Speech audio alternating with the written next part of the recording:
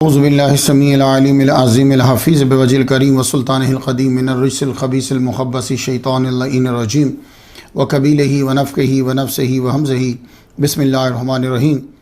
सूरतुल कहफ़ आयत नंबर 13। नहनु नक़ुस्सु अलैका नबअहुम बिल हक़ इन्नहुम फ़ित्यतुन आमनु बिरब्बिहिम व ज़िदनाहुम हुदा। मशाइख़ की हिकायत जो है ये अल्लाह ताला के लश्करों में से एक लश्कर है। सुब्हानकल्लाहुम्मा व बिहम्दिका ला इलाहा इल्ला अंता अस्तग़फ़िरुका व अतूबु इलैका। तहरीर व तक़रीर से पहले से पढ़ लिया जाए तो कोई ख़ता हो जाए तो अल्लाह ताला मुआफ़ फरमा देता है। अल्लाहुम्मा सल्लि अला सय्यिदिना मुहम्मदिन व अबवाए मुहम्मदिन व अला आले मुहम्मदिन व सहाबे मुहम्मदिन व बारिक वसल्लम। हम सब इकरार करते हैं कि अल्लाह ताला के सिवा कोई मबूद नहीं, कोई नबी, कोई वली, कोई जिन, कोई परी, कोई कब्र, कोई मज़ार न मबूद है न अल्लाह ताला के बराबर है। अल्लाह ताला वाहिद हकीकी है। हम इकरार करते हैं हुज़ूर सल्लल्लाहु अलैहि वसल्लम तमाम अम्बिया के सरदार हैं। आपको अल्लाह ने आखिर में भेजा, उनके बाद कोई नबी पैदा नहीं होगा। हमारा अकीदा है कि नबी किसी बंदे की अताअत से नहीं, अल्लाह ताला की अता से बनता है। अजीम सनद के साथ अजीम पैगाम समझ कर लीजिए। ये सनद आपको इब्न माजा में मिल जाएगी। इस सनद को मैं इसलिए पढ़ता हूँ, बुज़ुर्गान दीन कहते हैं कि यह मुतबरक नाम पढ़कर किसी के कान में फूंक दिए जाएँ तो अल्लाह ताला जो है वो उसकी बीमारी को शिफा अता कर देता है। इमाम रिज़ा अलैहिस्सलाम अपने वालिद मूसा काज़िम से बयान करते हैं, वो अपने वालिद इमाम जाफ़र सादिक से बयान करते हैं, वो अपने वालिद इमाम मोहम्मद अल बाकिर से बयान करते हैं, वो अपने वालिद इमाम ज़ैनुल आबिदीन से बयान करते हैं, वो अपने वालिद इमाम हुसैन रज़ियल्लाहु तआला अन्हु से बयान करते हैं, वो अपने वालिद मौला अली शेर खुदा रज़ियल्लाहु तआला अन्हु से बयान करते हैं। उन्होंने हुज़ूर सल्लल्लाहु अलैहि वसल्लम से सुना, हुज़ूर ने फरमाया, अल ईमानु मारिफ़तुन बिल क़ल्बि व क़ौलुन बिल लिसानी व अमलुन बिल अरकानी। मैं इसका ख़ुलासा यूँ बयान करता हूँ कि कामिल ईमान तीन चीज़ों के मजमुआ का नाम है। दिल से जानना, ज़ुबान से इकरार करना और अपनी ताकत के मुताबिक अज़ा से अमल करना।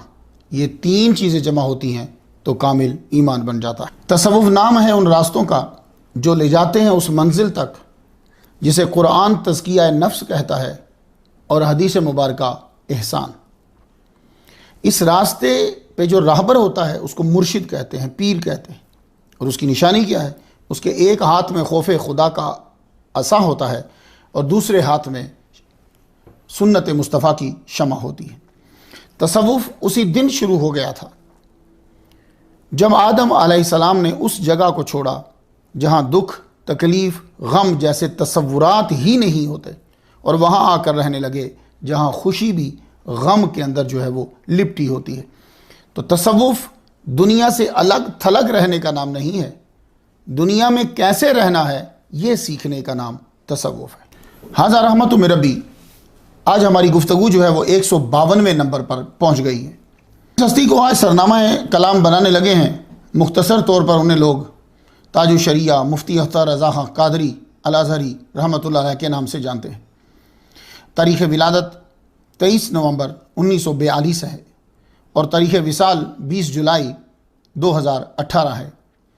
आपको दुनिया से गए हुए आज 2020 में तकरीबन 1 साल 9 माह हो चुके हैं, यानी 27,634 दिन आप दुनिया में ज़िंदा रहे।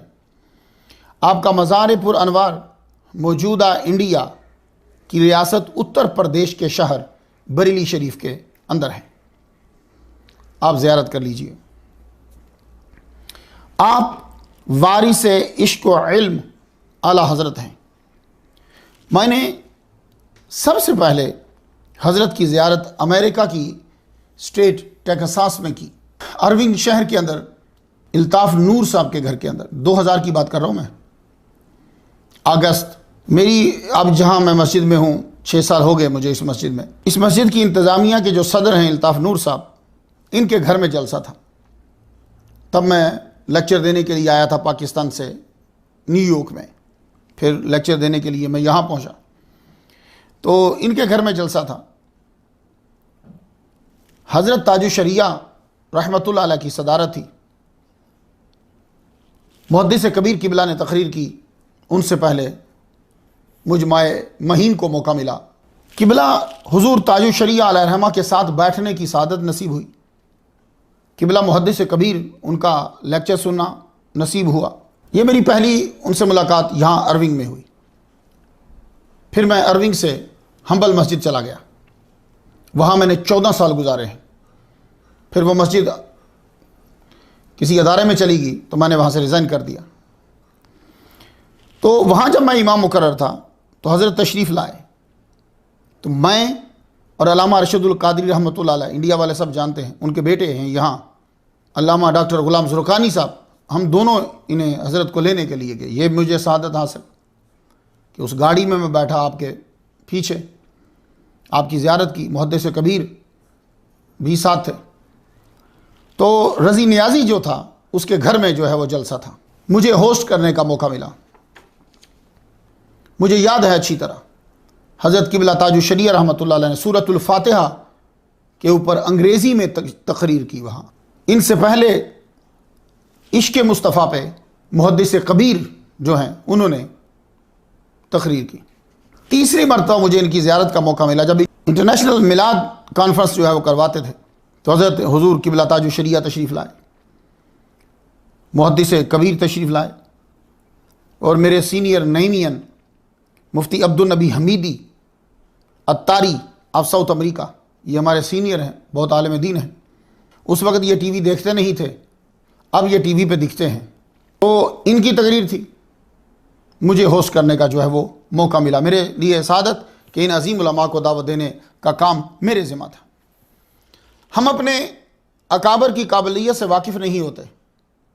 व्हाट्सएपिया, फेसबुकिया, यूट्यूबिया फ़लसफ़ा में कहीं और ले जाता है। अक्सर आपको देखने में मिलता है वो मौलाना बड़े सख्त हैं यार, देखना लोग मशहूर करें वो मौलाना बड़े सख्त हैं। क्या मतलब? यानी वो हदीस पर ही अमल करवाना चाहते हैं, ये मतलब होता है। वो बड़े सख्त हैं, वो हदीस पर ही अमल करवाना चाहते हैं। वो मौलाना बड़े नरम हैं, क्या मतलब? वो आपकी आसानी को देखते हुए कोई आसान तशरीह ले आते हैं तो आप उससे खुश होते हो। ये बात ज़रा आपने समझनी है, क्योंकि क़िबला ताजुश शरीयह के बारे में ये तो यार बड़े सख्त थे, तो क्या मतलब था बड़े सख्त थे? क्या उन्होंने हाथ में डंडा रखा होता, हर एक को मारते रहते थे? जितने उनके मरीद थे उनके सारों के सर ज़ख्मी थे, क्या ये मतलब है? नहीं। तो क्या मतलब है? ये यही समझाना चाहता हूँ आपको। ओ जी, वो मौलाना बड़े सख्त हैं और वो मौलाना बड़े नरम हैं। अब देखिए, जो मौलवी कहेगा कि हुजूर की सुनन भी पढ़ो, असर की सुनन भी मिस मत करो, तो आप कहेंगे ये मौलवी सख्त है। क्यों? वो हुजूर की सुनन पर सख्ती से अमल करवा रहा है, आप कहेंगे ये सख्त है। और जो मौलवी कहे फ़र्ज ज़रूरी है, सुन्नत नहीं, तो आप कहेंगे यार ये मौलवी अच्छा है। ये है सख्त और नरम का मतलब। और ये नहीं है कि वो मौलवी आपको मार रहा है या आपसे पैसे जो है वो छीन रहा है, नहीं। तो ये नरम नहीं है। जो आपको सिर्फ फ़र्ज पढ़वा रहा है और सुनन छुड़वा रहा है ना, वो नरम नहीं है। उसने आपके दीन की तबाही के लिए पहला हथौड़ा मार दिया है उसने। जो मौलवी कहेगा दाढ़ी मुट्ठी से कम रखना खिलाफ सुन्नत नाजायज़ है, तो आप कहेंगे भाई ये मौलवी बड़ा सख्त है यार, ये मुट्ठी से कम दाढ़ी नहीं रखने देता, ये लाजमी अमल करवाता है, क्योंकि हुजूर पाक की पूरी ज़िंदगी मुट्ठी से कम नहीं थी। तो एक सुन्नत, बाकी सुन्नतें तो कभी एक आध मरतबा छूट सकती हैं। कोई आदमी ये साबित कर सकता है कि हुजूर ने पूरी ज़िंदगी में कभी मुट्ठी से कम दाढ़ी रखी हो, इतनी मरज़इयों की तरह? नहीं ना। तो फिर इश्क़ मुस्तफ़ा काहे का हुआ? तो आप कहेंगे भाई ये बड़ा सख्त आदमी। और जो मौलवी कहेगा दाढ़ी सिर्फ सुन्नत है, फ़र्ज नहीं है, और फिर आपको दलाइल में उलझा दे और नबी से आपके ताल्लुक़ को ख़त्म कर दे कि आपकी शक्ल जो है वो मरज़ई और ईसाई के करीब हो, ना कि मोहम्मद मुस्तफ़ा के करीब हो, तो आप कहेंगे ये मौलवी साहब बड़े अच्छे नरम हैं।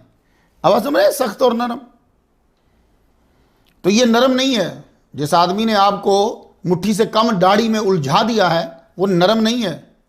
वो तुमसे सुन्नत, वो सुन्नत उसने फ़लसफ़े से छुड़ा दी जो हमेशा हमेशा हुजूर के साथ रही है जी।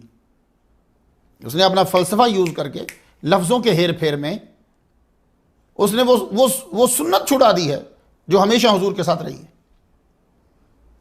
हकीकत में हम सहाबा की तरह दीन के पैरोकार बनना ही नहीं चाहते, वो बहुत मुश्किल है। इसलिए जो हमसे कुछ छुड़ाता है हम उसे नरम और अच्छा मौलवी समझते हैं। मुसलमानों, एक बात गौर से सुनो, तुम अल्लाह के फौजी हो, यह हर बंदा ये सुन ले, तुम अल्लाह ताला के फौजी हो, उसकी आर्मी हो तुम। 5 वक्त तुम लोगों को हाजिर लाइन होना पड़ता है। लाइन बनाओ, तुम्हारी एक वर्दी है, कुछ तुम्हारे लॉज हैं। जी, आप पहले अपने आप को समझो तो सही कि आप हो क्या। अभी तक आप यही तय्युन नहीं कर पाए कि आप हो क्या। अगर आप अपने आप को अल्लाह ताला की आर्मी समझते और मोहम्मद मुस्तफ़ा सल्लल्लाहु अलैहि वसल्लम को नबी, रसूल और कमांडर इन चीफ समझते अपना, तो फिर आप कभी दाढ़ी पे गुफ्तगू ना करते, आप पगड़ी पे गुफ्तगू ना करते। आप समझते ही हमारी वर्दी है जो हमारे नबी ने हमें बताया है। अच्छा, मुझे एक बात बताएं, आप में से कितने लोग हैं जो अपने मुल्क की आर्मी के हेडक्वार्टर में जाएं और फौजियों को जाके आसानियां दिलवाएं? कितने लोग हैं? जितने मौलवी आपको हुजूर की सुनन छुड़वाते हैं, जितने मौलवी नबी की सुन्नत सर से पगड़ी आपके सर से उतरवाते हैं, जितने मौलवी चड्डे में आपको नमाज पढ़वाने की इजाज़त देते हैं, उन तमाम मौलवियों को इकट्ठा करके आप आर्मी के पास ले जाएं। तो उन मौलवियों से ये कहें कि जो चीज़ें आपने हमसे छुड़वाई हैं वो तो हुजूर की सुन्नत हैं, कि जिनसे मोहब्बत ईमान का हिस्सा है। ये चीज़ें जो फौजियों पर लाजम की हैं, ये आर्मी ने खुद की हुई हैं, आप ये छुड़वाएं इनसे। इनके सर पे टोपी है, छुड़वाएं, उतरवा दें। ये बेचारे तंग पड़ते हैं, इनको कि नंगे सर फौज में शामिल हो जाओ। इनकी वर्दी, इनका बूट इनको तंग करता है, वर्दी तंग करती है, वर्दी में आदमी आसान नहीं होता। इनकी वर्दियां उतरवाएं, कहें जी चड्डे में जैसे आप अल्लाह की नमाज पढ़ते हैं आप वैसे फौजी बने।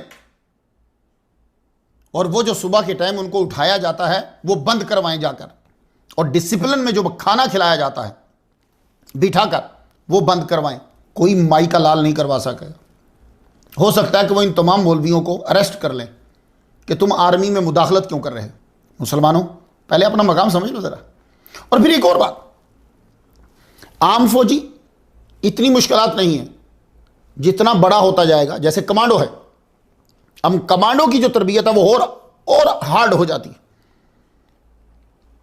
उसको ज्यादा देर जागना पड़ता है, कभी कभी उसको दरख्तों पे उल्टा लटकना पड़ता है, कभी पानी में ज्यादा देर रहना पड़ता है, कभी उसको जंगलों में सर्वाइव करना पड़ता है, क्योंकि वो बड़ा है।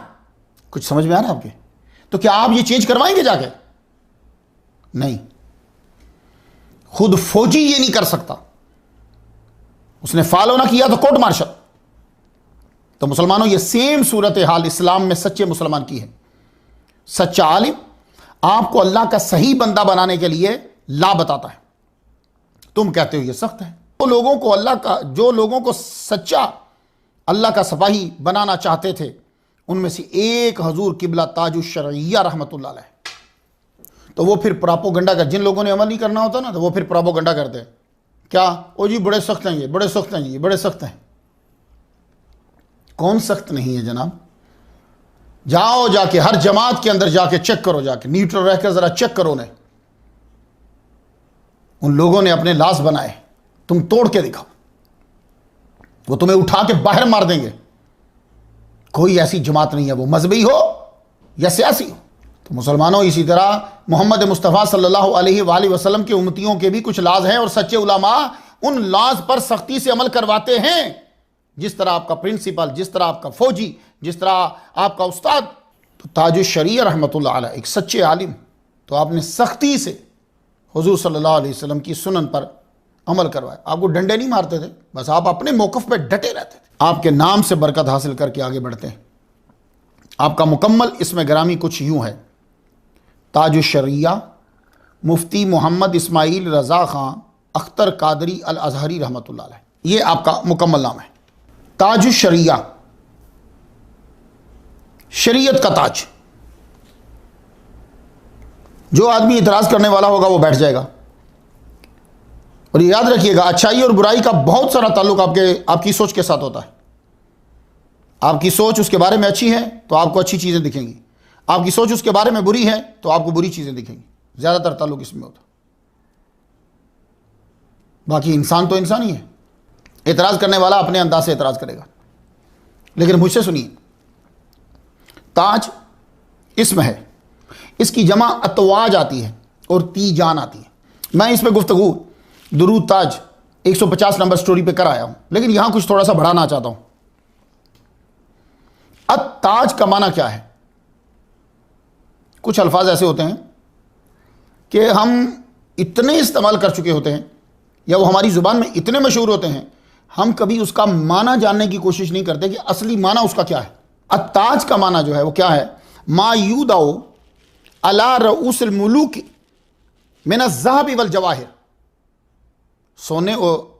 सोने और हीरों का जो बादशाहों के सर पे रखा जाता है उसको ताज कहते हैं। तो जो मुसलमान थे वो यूं पहले पगड़ी बनाते थे, क्योंकि ये हुजूर की सुन्नत है। इसके ऊपर वो फिर हीरे जड़ते थे या जो भी होता था, ये मुसलमान थे। तो जब मुसलमानों ने हुजूर का यह अता किया हुआ ताज उतार दिया तो जलील हो रहे दुनिया। अरबी जुबान में ताज की इजाफत सिर्फ बादशाह की तरफ ही नहीं होती, बल्कि सिफात की तरफ भी होती है। क्योंकि कोई आदमी कहे जी शरीयत का ताज किस तरह हो सकता है? ताज शरिया, अब मैं आपको मिसाल दूंगा, ये उलमा के लिए, मैं ये सबक उलमा को सुनाता हूँ, शेयर करता हूँ उनके साथ। ये कोई इल्मियत का इजहार नहीं होता, बस मेरा दिल करता है कि मैं बड़ी बड़ी हस्तियों को अपना नजराना अकीदत जो है वो पेश करूँ। किताब है अल उरूज वल काफिया पे, उसका नाम है, इसका नाम, वो अरबी लेक्चर दे रहा था इस किताब के ऊपर, तो बार बार इसका नाम लेता था। क्यों?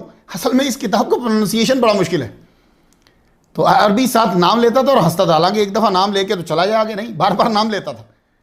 तो मैं समझ गया कि ये क्यों हंस रहा है, इसलिए इसका प्रोनाउंसिएशन नॉर्मली होता नहीं है। तो ये किताब जो है ये इहदा सबील इला इल्म अल खलील,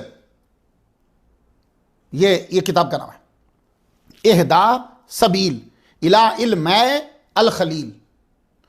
इसके सफा 112 पे लिखा है अलैहि ताजान फौका मफरेके ही।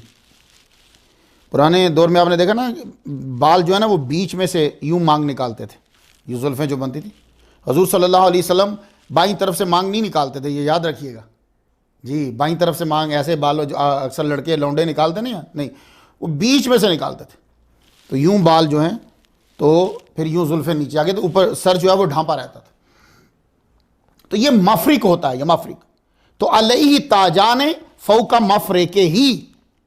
अगर आप किताबुल मनासिक पढ़े ना, हदीस में है मफरेके रसूलिल्लाह, किताबुल मनासिक के अंदर फी मफरेके रसूलिल्लाह। तो अलैहि ताजान फौका मफरेके ही ताजो जलालिन व ताजो इखबातिन। कुछ समझ आएगा आपको?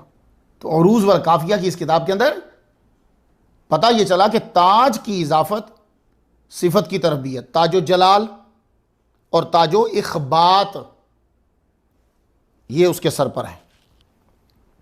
खतीब बगदादी की तारीख मदीना तुल इस्लाम, इसके सफ़ा 485 और जिल्द 8 है इसकी। और अबुल अताहिया ने महदी के बारे में तारीफ़ करते हुए ये कहा था, जो मैंने भी पढ़ा। तो इब्ने अबी दुनिया ने कहा है सिफतुल जन्नत में, और दूसरी कुतुब में भी है अलैहि ताज जलालिन फौका मफरेके ही। तो जलाल की तरफ ताज की इजाफत हुई, ठीक है। तो जलाल क्या है? इस एक किताब है रौज़तुल उकलाए व नुज़हतुल फुदलाए, यह भी हातिम मोहम्मद बिन हिब्बान की है, इसके सफ़ा 29 पे है। और ये दूसरा मिसरा मैं पढ़ने लगा हूँ, ताजान ताजो सकीनते व जमाल। ये मैं आपको क्यों सुना रहा हूँ? ताकि आपके पास दलाइल हो जाए कि ताजो शरिया पे कोई इतराज़ ना कर दे। तो मैं आपको बता रहा हूँ कि शुआरा ने क्या क्या इस्तेमाल किया है और अरबियों ने। तो लोग परेशान थे कि शरीयत का ताज कैसे हो सकता है। तो ताजो जलाल है, ताजो सकीना है, ताजो इखबात है। फारसी में मोमबत्ती की लो को ताजो शमा कहते हैं। हुदहुद की कलगी जो होती है, देखें ना हुदहुद, उसको ताजे हुदहुद कहते हैं। एक सुर्ख फूल के लिए ताजे खुरूस का लफ्ज़ इस्तेमाल होता है। अल्लामा नबहानी रहमतुल्लाह अलैह ने सआदतुद दारैन में लिखा है ताजुल इज़्ज़त वल करामा, इज़्ज़त और करामा का ताज। तो आप ताजुल शरिया पे परेशान थे, हमारे यहाँ तो एक अल्लामा है वो ताजुद्दीन है, इमाम ताजुद्दीन सुबकी रहमतुल्लाह। तो दीन बड़ा होता है कि शरीयत बड़ी होती है, ठीक है ना। तो वो ताजुद्दीन है, तो ये ताजुश शरिया। तो खुलासा कलाम ये हुआ कि जिस तरह ताजो जलाल, ताजो सकीना, ताजो जमाल, ताजुद्दीन ठीक है, इसी तरह ताजो शरिया भी ठीक है। अब शरीयत का ताज, शरीयत किसे कहते हैं? यह लफ्ज़ भी इतना आम है कि हमने कभी जानने की कोशिश नहीं की कि इसका माना क्या है। शरीयत ये इस्म है, इसकी जमा आती है शरीयत, ये इस्म है, इसकी जमा आती है शराउन। शरिया कहते हैं मा शरअहु लिइबादिही मिनल अक़ाइद वल अहकाम। अल्लामा जुरजानी, लफ्ज़ों की तारीफ़ अगर आपने जाननी हो ना तो ये बेहतरीन किताब है, ज़्यादातर उलमा की लाइब्रेरी में यही होती है। अल्लामा जुरजानी की मुजम्मुत तारीफ़ात, सफ़ा इसका 109। तो आप जब तलाश करेंगे कि शरीयत का क्या माना है तो वो कहते हैं कि हिय तरीक़ फ़िद्दीन, ये रास्ता है। उलमा और दानिश्वरों ने आपको ताजुल शरिया और ताजुल इस्लाम जैसे अलक़ाबात से पुकारा है। इनमें अरब व अजम दोनों शामिल हैं। ये नहीं है कि सिर्फ हम जैसे लोग जो हैं, एक मस्जिद के मौलवी जो हैं वो कोई ताजुल शरिया उन्हें पुकार रहे हैं, नहीं, बड़े बड़े अल्लामा अरब के और अजम के। मैं किसी को मुजद्दिद कह दूं, शेखुल इस्लाम कह दूं, वली अल्लाह कह दूं, मेरी कोई रूहानी और इल्मी औकात नहीं है, कुछ भी नहीं है। ऐसे एक बतौर इजाफा इस्तेमाल किया जा सकता है मेरा नाम। ये मैं आज़ी नहीं कर रहा, ये हकीकत बयान कर रहा हूं। मज़ा तब होता है कि जब दूसरे उलमा जो आपके शागिर्द नहीं हैं वो आपका मर्तबा पहचान कर आपको लक़ब दें। आला हज़रत अज़ीमुल बरकत शाह रज़ा ख़ां बरेलवी रहमतुल्लाह अलैह को उनके शागिर्दों ने नहीं, 500 उलमा ने मुजद्दिद करार दिया था। तो हुज़ूर क़िबला ताजुश शरिया रहमतुल्लाह अलैह को हिंदुस्तान, पाकिस्तान, मिस्र, शाम के उलमा ने शरीयत का ताज, इस्लाम का ताज पुकारा है। मुफ्ती, इस लफ्ज़ पे मैं गुफ्तगू स्टोरी नंबर 148 पे कराया, मुफ्ती मोहम्मद हुसैन नईमी रहमतुल्लाह अलैह के टाइटल में। आप मुफ्ती एशिया, अमेरिका, अफ्रीका, यूरोप थे। यानी ये कह देता हूं कि अरब अजम आपसे मसाइल पूछते और आप जवाब देते। और एक खास बात आपको बता रहा हूं मैं, जिस जुबान में वो सवाल करता था आप उसी जुबान में जवाब देते थे। सवाल अरबी में है, जवाब अरबी में, सवाल इंग्लिश में है, जवाब इंग्लिश में, सवाल उर्दू में है, जवाब उर्दू में, सवाल फारसी में है, जवाब फारसी में। इसके अलावा लोकल जुबानों पर भी आपको अरूज था। इंडिया के अंदर जो जुबानें हैं, बहुत सी जुबानें आप बोल देते हैं। ये होती हैं मुजद्दिदाना सलाहियतें। इतवार के दिन आप इंटरनेट पे जवाब देते। आप मरकजी दारुल इफ्ता के बानी थे। मैं आपको बता रहा हूं कि आप मुफ्ती क्यों कहते हैं। आपको अंग्रेजी जुबान में दिए गए फतावा के 2 मजमुआ डरबन से शाया हो चुके हैं। 1978 से मंजरुल इस्लाम के दारुल इफ्ता की जिम्मेदारी आपने संभाली और आखिर तक इस शोबे की मुख्तलिफ तरीकों से निगरानी फरमाते रहे। आप खुद ऐसे मुफ्ती थे कि आपसे मुफ्ती पढ़ने के लिए आते थे, आप मुफ्ती बनाते थे। फतवा नवीसी पर आपको अबूर था और आप लोगों को सिखाते थे। तो यानी यूं कहा जा सकता है कि आप ऐसे मुफ्ती थे कि मुफ्ती गर थे और मुफ्ती बनने के गुर आपके पास थे। लोग देखते हैं हवा किधर की है, तो ऐसा फतवा देते हैं कि इस्टेब्लिशमेंट भी खुश हो जाती है। फिर उसके ऊपर दलाइल आपको हर चीज के मिल जाएंगे। इस कायनात को अल्लाह ने नहीं बनाया। आप क्या समझते हैं कि उनके पास दलाइल नहीं हैं? तो अगर आपके पास जवाब नहीं है तो वो दलाइल बड़े मजबूत हैं। तो दलाइल किस चीज पे नहीं है? तो वो फिर दलाइल ऐसे देते हैं कि इस्टेब्लिशमेंट खुश हो जाती है। किताबों में तो हर चीज मिल जाती है, बस आपके पास मीडिया होना चाहिए। फिर वकीलाना जुमले बनाओ, तारा बन जाओ लोगों की आंखों का। मगर हुजूर ताजुश शरिया रहमतुल्लाह अलैह अपने दौर की इस्टेब्लिशमेंट को भी लताड़ के रख देते थे। ये बातें बहुत गौर से सुनने वाली हैं। कुछ बातें ऐसी होती हैं कि वो शुरू में समझ में नहीं आती, वो जब आप फील्ड में आते हैं या बहुत बड़ी उम्र में पहुंच जाते हैं तो समझ में आती है। इसलिए सुन लो, कभी काम आएंगी। 1975 में इंडिया की इस्टेब्लिशमेंट ने पूरे मुल्क में एमरजेंसी नाफिज कर दी और साथ में कुछ अहकामात जारी किए। उनमें से एक था नसबंदी का। पुलिस जबरन नसबंदी कर रही थी। मुसलमानों ने जाके देवबंद से मसला पूछा तो उन्होंने इस्टेब्लिशमेंट का साथ दिया।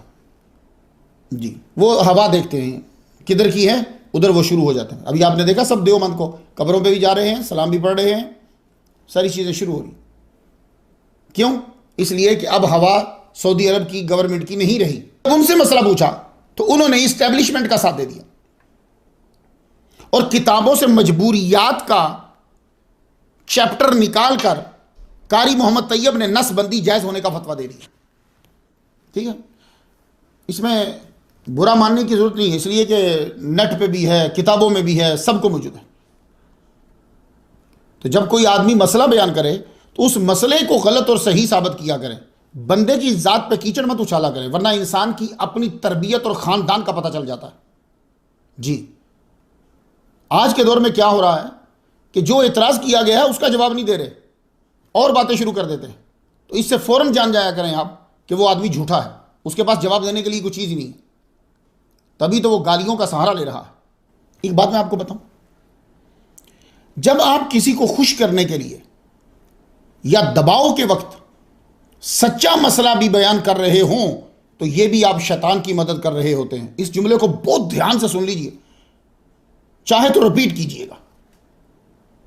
किसी को खुश करने के लिए, अल्लाह को नहीं, किसी बंदे को खुश करने के लिए या किसी के दबाव में आकर आप सच्चा मसला भी बयान कर रहे हो तो वो आप अल्लाह को खुश नहीं कर रहे, वो शैतान की मदद कर रहे हैं आप।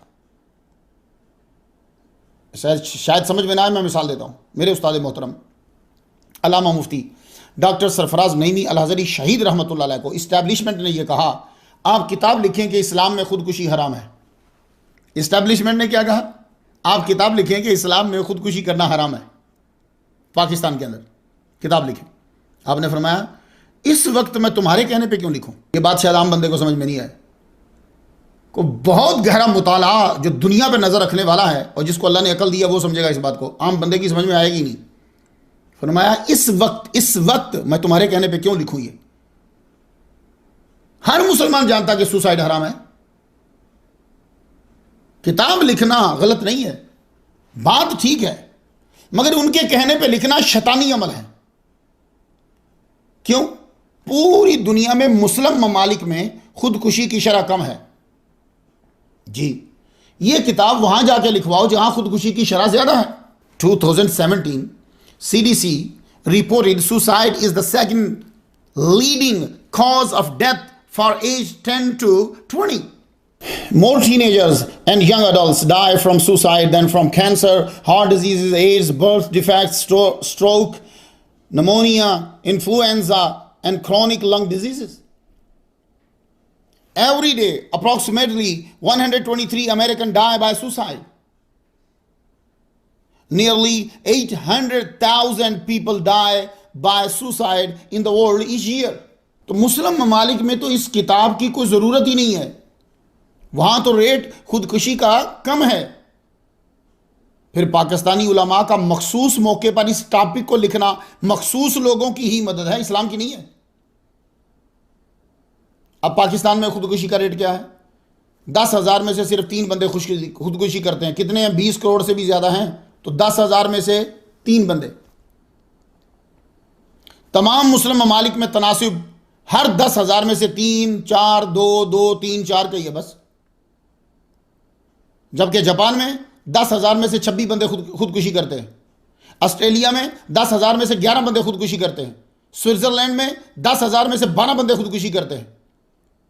तो किताब कहां लिखनी चाहिए? जहां 10,000 में से 2 बंदे कर रहे हैं या जहां 10,000 में से 26 बंदे कर रहे हैं? मैंने ये आपको एक मिसाल दी है। तो मखसूस बंदों के कहने पे मखसूस वक्त में हक बयान करना भी मशकूक हो जाता है।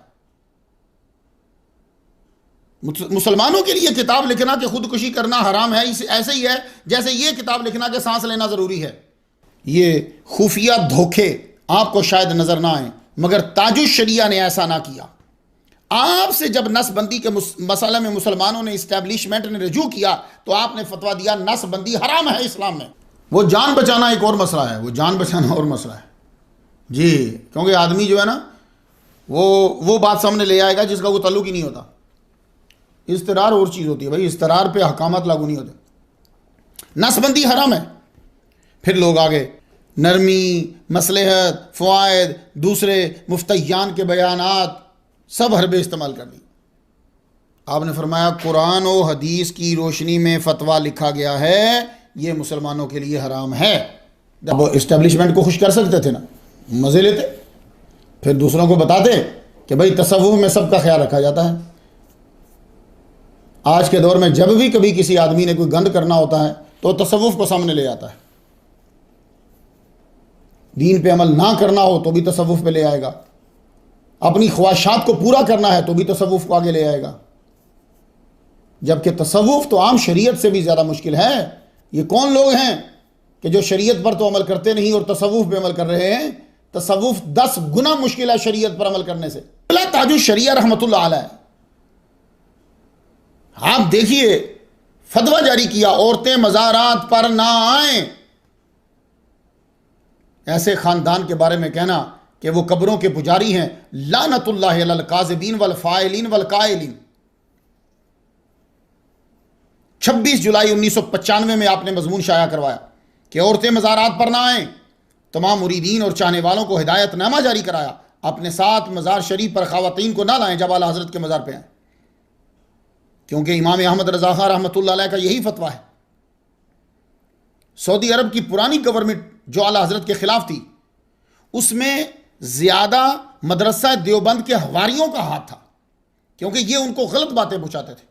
वो तो यहाँ आते नहीं थे ना, इनको मिलते नहीं थे ना, ये जाते थे उनके पास, तो ये पुजारी होते, वो कब्रों के पुजारी हैं, तो वो खिलाफ हो गए इनके।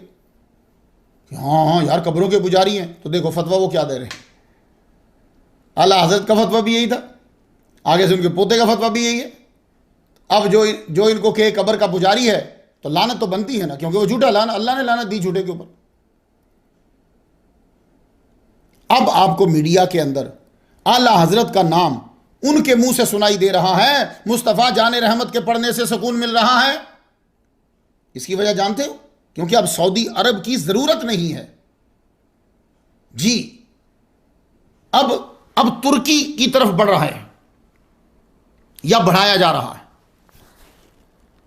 क्यों? इसलिए कि ये जो सऊदी गवर्नमेंट थी, इसके एक नजरियात थे, उसको इस्तेमाल किया। अब उसको इस्तेमाल नहीं करना, तो उसके बराबर में कोई तो नजरियात देने हैं। तो अब आपकी सबका ध्यान उस पुराने अकीदे की तरफ फिर तवज्जो दिलवाई जा रही है। वो फातिहा, वो दुआ, वो बुजुर्ग, उनकी तरफ दिलवाई जा रही। बात तो ठीक है, लेकिन शैतान आपको आके कह रहा है उठो फजर की नमाज पढ़ो, तुम्हारी नमाज का टाइम जाने वाला है। भाई यही सिचुएशन है, कुछ तुम हो गया है। इसलिए अब इनके नजरियात तकरीर की हद तक बदल रहे हैं। आज आपको एक असूल बता देता हूं मैं, आला हजरत कोई नया मजहब नहीं लाए थे, वही पुराना असली इस्लाम ही था। पुरानी सऊदी वहाबी गवर्नमेंट चूंकि तुर्कियों से आज़ादी लेकर बैठी थी, इसीलिए हर उस अमल को शिर्क व बिदअत हराम कहती थी जो वो करते थे। जाओ जाके चेक कर लो, अब मेरी बात आपको झूठ नहीं लगेगी। क्यों? इसलिए कि अब आप डायरेक्ट देख रहे हो, जान रहे हो। आप हर उस अमल को शिर्क व बिदअत व हराम कहती थी जो वो करते थे तुर्की वाले। आप तहकीक कर लो, फातिहा, सलातो सलाम, मिलाद, 11वीं गौसपाक का एहतराम, औलिया का एहतराम, इब्न अरबी का एहतराम, तसव्वुफ़ का एहतराम, चूमना, शब बरात, अदब, कुरान का अदब, अहले बैत का अदब, ये सब तुर्की करते थे। ये सब पुरानी नजदी गवर्नमेंट में शिर्क व बिदअत हराम थे। आला हजरत का चूंकि हिंदुस्तान में असर रसूख था, इसलिए ये तुर्की के साथ साथ इनके भी मुखालिफ हो गए। ये थी असल वजह। तजलील का हर हरबा इस्तेमाल किया इन लोगों ने, झूठ बोला, जो किया।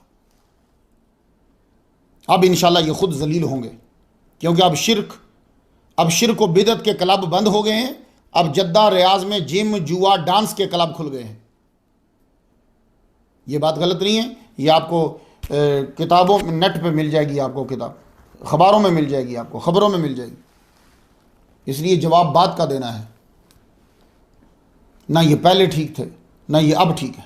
पहले फिरका वरायत फैलाया, गुमराह किया, अब भी गुमराह करेंगे। पहले हलाल को हराम कहकर गुमराह किया और अब हराम को हलाल करवा के गुमराह कर रहे हैं। बस इतना ही फर्क है। आला हजरत मज़ारात पर औरतों की आमद ममनू करार देते थे, सजदा हराम करार देते थे, तवाफ़े कब्र मना करते थे, सजदा तज़ीमी हराम करार देते थे। मगर ये लोग अरबियों को गलत रिपोर्ट देते थे खुद पैसे खाने के लिए कि वो कब्रों के पुजारी हैं। लानतुल्लाहि अलल काज़िबीन वल फ़ाइलीन वल काइलीन। बुलंद आवाज़ से आमीन बोलो। यहाँ बुलंद आवाज़ से आमीन बनती है। मुसलमानों, आहिस्ता आहिस्ता आपको आला हज़रत की तबलीग का और तालीम का पता चल जाएगा, आपको वक्त खोल के रख देगा। ये हल्की सी झलक दिखलाई है, वरना आपके दिए हुए फतावा पे एक ज़ख़ीम किताब बन सकती है। ऐसा मुफ्ती होना चाहिए, ऐसा याद रखिए। मोहम्मद सल्लल्लाहु अलैहि वसल्लम ये आपका ज़ाती नाम है, ताकि क़यामत के दिन इस नाम के सदक़े अल्लाह बख्शिश अता फरमाए। इसी नाम पर आपका अकीका हुआ है। तो बड़े लोग अपने बेटे का नाम मोहम्मद रखते थे, असली नाम वही होता था, आगे फिर नाम जो चलता रहे। इस्माइल रज़ा, इस्माइल का माना होता है हर्ड बाय अल्लाह ताला, सुन लिया गया, अल्लाह ने सुन लिया। बाइबल की एक किताब है, बाइबल सिर्फ एक किताब नहीं है, बहुत सारी किताबें हैं उसके अंदर। जेनेसिस ये बुक का नाम है।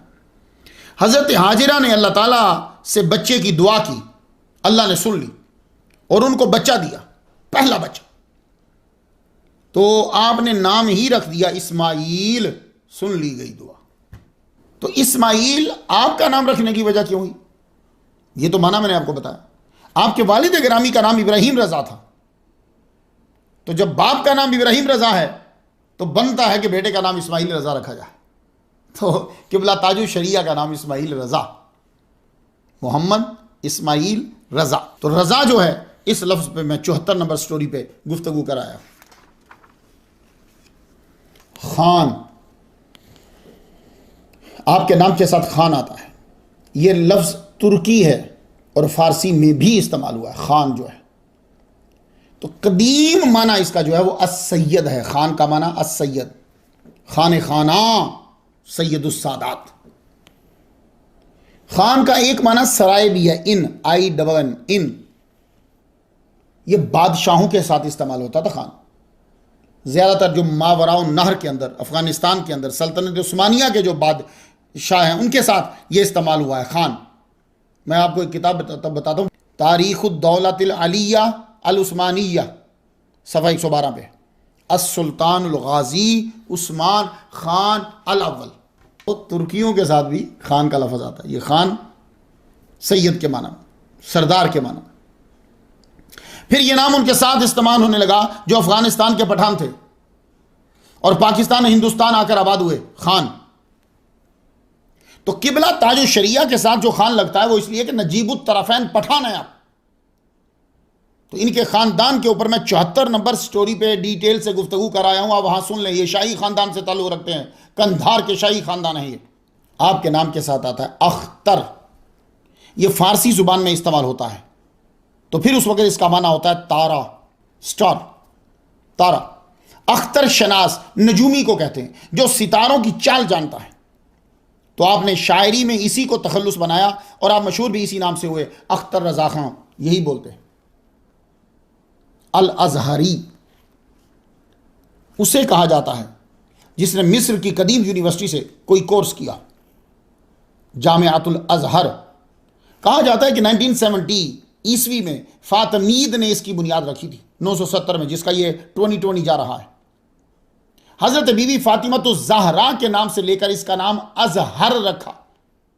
देखा, वलियों के सदक़े से मुझे कितनी इंफॉर्मेशन मिलती है। आप तो हैं ही बहुत पढ़े लिखे, मैं अपनी बात करता हूं। अज़हर इस्म है वाहिद, इसकी जमा आती है ज़ुहर और मुअन्नस है ज़हरा। तो फातिमा ज़हरा की वजह से फातमीद ने इस यूनिवर्सिटी का नाम रखा अज़हर, जामियातुल अज़हर। तो बाकायदा इस यूनिवर्सिटी में पढ़ाई का आगाज 975 में हुआ, यानी आज 2020 में 1145 साल पहले किबला ताजु शरिया को अल अज़हरी इसलिए कहा जाता है कि आपने 3 साल जामियातुल अज़हर में पढ़ाई की और मेडल लेकर निकले आप वहां से। अल्लामा मुदर्रिस सैयद सरफराज अली अज़हरी ऑफ बरेली शरीफ, इन्होंने मुझे बताया कि अब इंडिया के अंदर जो आपके शागिर्द हैं, जो आपके मदरसा से फारिग हैं, उनके नाम के साथ भी अजहरी लिखा जाता है। तो इसलिए जब आप किसी के नाम के आखिर में अजहरी देखें तो उसकी दो रीज़न हो सकती हैं, या तो वो मिस्र से पढ़कर आया है या वो किबला ताजु शरिया के मदरसा से फारग तहसील है। कादरी, आपके नाम के साथ कादरी आता है। आपको बचपन ही में मुफ्ती आज़म हिंद रहमतुल्लाह अलैह ने सिलसिला कादरिया में बायत फरमा लिया था। 1962 में मुफ्ती आज़म हिंद हज़रत मुस्तफ़ा रज़ा खां रहमतुल्लाह अलैह ने सैकड़ों उलमा और हज़ारों के मजमा में किबला ताजु शरिया रहमतुल्लाह अलैह को पास बुलाया, हाथों में हाथ लेकर तमाम सलासिल खुसूसन कादरिया, सोहरावर्दिया, नक्शबंदिया, चिश्तिया की खिलाफत अता फरमा दी और साथ ही तमाम वज़ाइफ, दलाइलुल खैरात, हिज़्बुल बहर और तवीज़ात की भी इजाज़त दे दी। नाम से बरकत हासिल कर ली। आओ अब आगे बढ़ते हैं, सीरत की तरफ बढ़ गए। मुफस्सिर आज़म हिंद हज़रत अल्लामा मोहम्मद इब्राहीम रज़ा खां रहमतुल्लाह अलैह की शादी मुबारक मुफ्ती आज़म हिंद मुफ्ती मोहम्मद मुस्तफ़ा खां रहमतुल्लाह की बेटी सरकार बेगम से हुई। इस अजीम जोड़े से अल्लाह ताला ने एक अजीम हस्ती को वजूद दिया। इस ख़ानदान की इल्मी खिदमात और परवाज़ को कोई जानता हो तो उसे मैं कहना चाहूँगा कि इनके घर एक बच्चा 23 नवंबर 1942 में सोने चांदी का चमचा लेकर नहीं, इल्म की शमा लेकर पैदा हुआ। यह मैं उसे कहना चाहूँगा। आपकी उम्र मुबारक। 4 साल 4 माह 4 दिन हुई तो रस्म बिस्मिल्लाह का एहतमाम किया गया। सैकड़ों सालों से मुसलमानों के आला घरानों में यह सदरी रिवायत है कि 4 साल 4 माह 4 दिन का बच्चा हो जाए तो रस्म बिस्मिल्लाह करवाइए। क्या मतलब? पुराने दौर में तो बिस्मिल्लाहिर्रहमानिर्रहीम उस्ताद लिख कर देते थे तख्ती पे, उसे पढ़ाते थे, किसी वली कामिल को बुलाया जाता था कि अब बच्चा जो है वो आगे पढ़ेगा। तो किबला ताजु शरिया रहमतुल्लाह अलैह को खुद मुफ्ती आज़म हिंद ने बिस्मिल्लाहिर्रहमानिर्रहीम पढ़ाई। एक शादी का सा समा था। आपकी वालिदा माजिदा भी आलिम, ये सारा घराना ही आलिम है। उन्होंने खुद नाजिरा पढ़ाया। और ये याद रखिएगा, नाजिरा बुनियाद होता है, इसलिए बड़े अच्छे आदमी से पढ़ना चाहिए। तो आपकी वालिदा तो खुद आलिमा है, आपने नाजिरा अपने वालिदा माजिदा से पढ़ा। इब्तदाई कुतुब जो है वो अपने बाप से पढ़ी, अपने वालिद ग्रामी से पढ़ी, हज़रत अल्लामा मोहम्मद इब्राहीम रज़ा खां रहमतुल्लाह अलैह से पढ़ी। फ़ारसी की इब्तदाई कुतुब गुलजार दबिस्तान, बोस्तान वगैरह आपने हाफिज़ इनामुल्लाह खान तस्नीम हामदी से पढ़ी। ये जो बुनियादी कुतुब होती है ना, ये बहुत ज़रूरी होती है कि कोई पढ़ाने वाला समझदार हो, वो यहीं से शौक दिलाएगा। ये पहली ईंटें हैं, पहली किताबें हम इन्हें आसान समझते हैं। अलिफ बा ता सा जो कायदा है ना, वो आसान नहीं है। अलिफ बा सा ता सा ये जो कायदा है, मैं इसको 30वें पारे से ज़्यादा मुश्किल समझता हूँ। मैं इसको 19वें पारे से ज़्यादा मुश्किल समझता हूँ। क्यों? ये बुनियाद है। तो जब आप बच्चे को इब्तदाई कुतुब पढ़ा रहे होते हैं तो उस वक्त आपको 2 चीज़ों का ख्याल रखना होता है, उसको पढ़ाना और उसमें शौक दिलाना। ये सब से हम इसीलिए जो बुनियादी की कुतुब पढ़ाते हैं वो उस्ताद शेखुल हदीस से कम दर्जे के नहीं होते। ये याद रखिएगा। तरबियत में अगर शेखुल हदीस का काम बड़ा मुश्किल है तो जो पहली कुतुब पढ़ा रहा है ना, फाला फाला फालू फालत फालत फालना फालता फालतू मा फालतू फालते फालतू मा फालतू ना फालतू फालना, ये इसका उनसे भी ज्यादा मुश्किल काम है। क्योंकि जो शेखुल हदीस है उनके सामने तो बच्चा इबारत पढ़ता चला जा रहा है, 1 पारा 2 पारा पढ़ते चला जा रहा है बुखारी का, लेकिन ये उनको बोलना सिखा रहा है। पहला जो इल्म नहव पढ़ा रहा है वो भी कम दर्जे का नहीं है। तो इसलिए इब्तदाई असातिज़ा अच्छे किसी को मिल जाए तो कमाल है। फिर उनका शौक, उस बच्चे का शौक दुबाला हो जाता, तेज हो जाता। तो आपको अपनी वालिदा और मां बाप मिला तो उन्होंने तो शौक भर दिया। बस आपकी उम्र 10 साल थी, आपको स्कूल में दाखिला दिलवाया, आपने 8वीं तक पढ़ा। काबलियत का यह आलम था कि स्कूल के अंदर ही आपने 8वीं तक पहुंचते पहुंचते उर्दू, संस्कृत, इंग्लिश और अरबी बोलना सीख लिया था 8वीं तक जाते हुए। गोया कि आप यूं कह सकते हो कि 8 साल के अंदर अंदर इंग्लिश भी अरबी भी। उसकी दलील यह है कि आप अरबी अदब के उस्ताद हजरत अल्लामा अब्दुल तव्वाब मिस्री को सुबह उर्दू और इंग्लिश अखबारात से अरबी में तर्जमा करके सुनाते थे कि यह खबर इसमें है। आपको दरस निज़ामी मुकम्मल करने के लिए बाकायदा दारुल उलूम मंज़रुल इस्लाम में बिठा दिया गया। क्यों? आपके ख़ानदान में सब अल्लामा हैं, लेकिन तंजीम भी कोई चीज़ होती है। आपने 1963 तक अपनी काबिलियत का लोहा मनवा लिया। जो पढ़ते वो स्टाइल समेत जुबानी याद हो जाता आपको। मैं ये लफ्ज़ स्टाइल इस्तेमाल कर रहा हूं। जो किताब अरबी की पढ़ते वो अरबी का उस किताब का स्टाइल क्या है वो स्टाइल भी याद होता आपको। ये मैंने इसलिए कहा है क्योंकि आप इबारत के लहजे को सुनकर बता देते थे कि ये किस अरबी मुसन्निफ की किताब से इबारत है। दलील के तौर पे आपके खलीफा मौलाना फजल हक फरमाते, एक आलिम ने ताजु शरिया रहमतुल्लाह अलैह के सामने एक अरबी इबारत पढ़ी तो पूछा कि भला ये किसकी इबारत है? आपने जवाब दिया अल्लामा शामी रहमतुल्लाह अलैह की ये इबारत है और फलां बाब में है। हमने बाद में अर्ज़ किया किबला ताजु शरिया से, हुजूर आपने किस तरह जाना कि ये अल्लामा शामी की इबारत है? फरमाया अरबी स्टाइल उनका था। हाय हाय हाय, तो मैं स्टाइल से पहचान गया। सुभान अल्लाह। मुसलमानों, इन उलमा को जानना ज़रूरी है। हमें अपने बड़ों को जानना ज़रूरी है। आपकी उम्र मुबारक तकरीबन 20 साल हो गई। आपकी खुदादाद काबिलियत को देखते हुए बड़े बड़े असातिज़ा ने हज़रत ताजु शरिया के दादा हुजूर हुज्जतुल इस्लाम मोहम्मद हामिद रज़ा रहमतुल्लाह अलैह से कहा इन्हें अज़हर यूनिवर्सिटी में भेजा जाए। वहाँ आपने 3 साल रहकर तफसीर, हदीस और अरबी अदब में कोर्सेज किए। हर इम्तिहान में टॉप करते आप।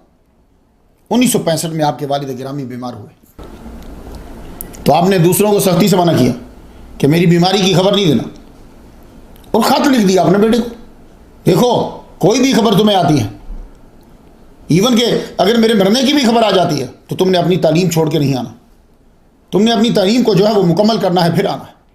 अल्लाह अकबर। वही हुआ, बीमारी तूल पकड़ गई। 12 जून 1965 में आपका विसाल हो गया। आप नहीं आए, हालांकि आपको मालूम हो गया, पर आप नहीं आए। अब्बा का हुक्म है कि तालीम मुकम्मल करना है। इम्तिहान हुआ, तहरीरी इम्तिहान में आपने बड़े नंबर लिए। उसके बाद मालूमात आमा का इम्तिहान हुआ, सारे बैठे हुए, आप भी बीच में जलवा फरमाए। इल्मुल कलाम से एक सवाल हुआ, सारी क्लास में सकता छा गया। सारे अरबी, बड़ी कदीम यूनिवर्सिटी के सारे स्टूडेंट चुप। अब वो छोटे आदमी नहीं, बड़े बड़े अल्लामा हैं। आपने वो जवाब ऐसा दिया, पूरी क्लास और उस्ताद अशश कर उठे। तो आपके नंबर्स पूरी क्लास में ज्यादा थे। 1966 में आपका कोर्स मुकम्मल हुआ, 3 साल का। आपको मिस्र के सदर जमाल अब्दुल नासर ने तमगा दिया और मिस्र की BA की डिग्री दी आपको। आपकी धूम मिस्र के साथ साथ हिंदुस्तान में मची। 17 नवंबर 1966 को बरेली के जंक्शन पे आपका शानदार इस्तकबाल हुआ। मुफ्ती आजम हिंद मुस्तफ़ा रज़ा खां सैकड़ों मुरीदीन के साथ वेलकम करने के लिए आए। कोई ऐसा लामा मुफ्ती है आपके पास जिस यूनिवर्सिटी से फारिग हुआ है उस मुल्क का सदर उन्हें तमगा दे रहा है? तदरीस, पढ़ाने से ज़्यादा इल्म आता है, ये याद रखिएगा। आपके पास इल्म है, पढ़ाओ, बताओ क्या पढ़ा है। उसकी समझ भी वो इल्म पढ़ाने से ही आती है। असल आलिम दीन वही होते हैं जो मदारिस में पढ़ाते हैं, याद रखिएगा। हम लोग आलिम नहीं हैं। आलिम वो हैं जो आपको चटाइयों पे बैठे हुए नजर आ रहे हैं, जो बेचारे सुबह आते हैं, कितने घंटे पढ़ाते रहते हैं, वो असल आलिम वो हैं। उनकी खिदमत किया करो, उनके नाज उठाया करो। वो अगर कम पड़ गए ना तो फिर बड़ा मुश्किल हो जाएगा, ये याद रखा। 1967 में बाकायदा किबला ताजु शरिया ने पढ़ाना शुरू कर दिया। 1 साल बाद ही आप जामिया मंजरुल इस्लाम में सदरुल मुदर्रिसीन के ओहदा पे फायज हो गए और दारुल इफ्ता भी आपके सपुर्द हो गया। 1981 में तबलीगी दौरे शुरू किए, मगर इफ्ता और तदरीस का काम जारी था। आप दुनिया के मदारिस में उस्ताद तस्लीम कर लिए गए। पूरी दुनिया में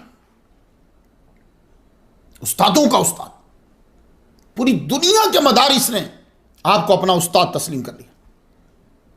वो दलील देता हूं, आप मदारिस में जाते, बुखारी शरीफ और दूसरी कुतुब की इब्तदा करवाते, और यह सिर्फ उसी को एजाज हासिल होता है जिसको वो अपना उस्ताद तस्लीम कर ले।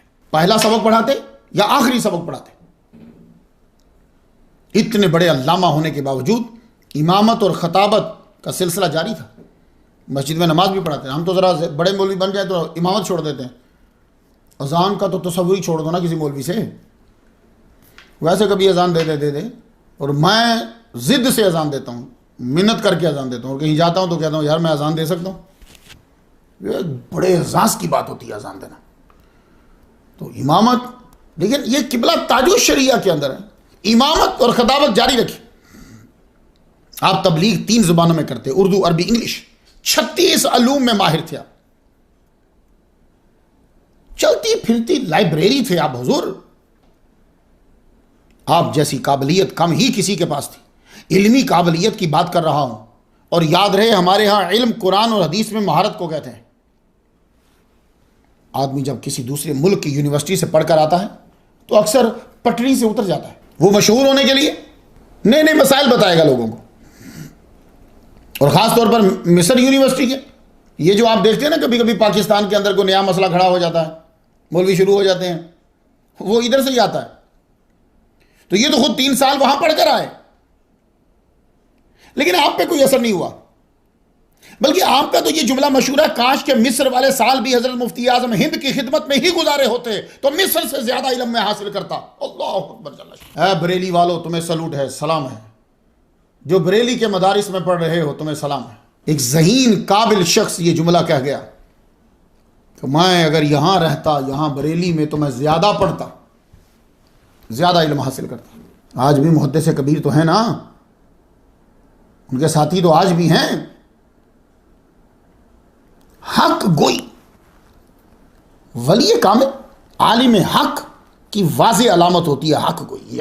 आपने चेक करना हो तो देखो उसके मसाइल और बयानात फ़ायदा किसको दे रहे हैं, ये चेक किया करो।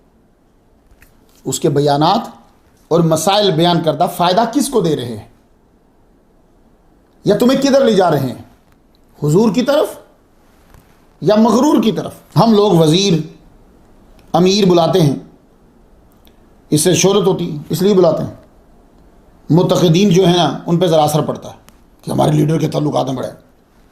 और साथ ही ज़हनी तसल्ली के लिए सोफे पे बैठकर हाथ से हाथ मिलाते हुए, मतलब हाथ मिलाते हुए, आंखें घुमाते हुए, सर फेरते हुए कह देते हैं, ये खुद आ जाते हैं, हम तो फ़कीर लोग हैं, किसी को नहीं रोकते।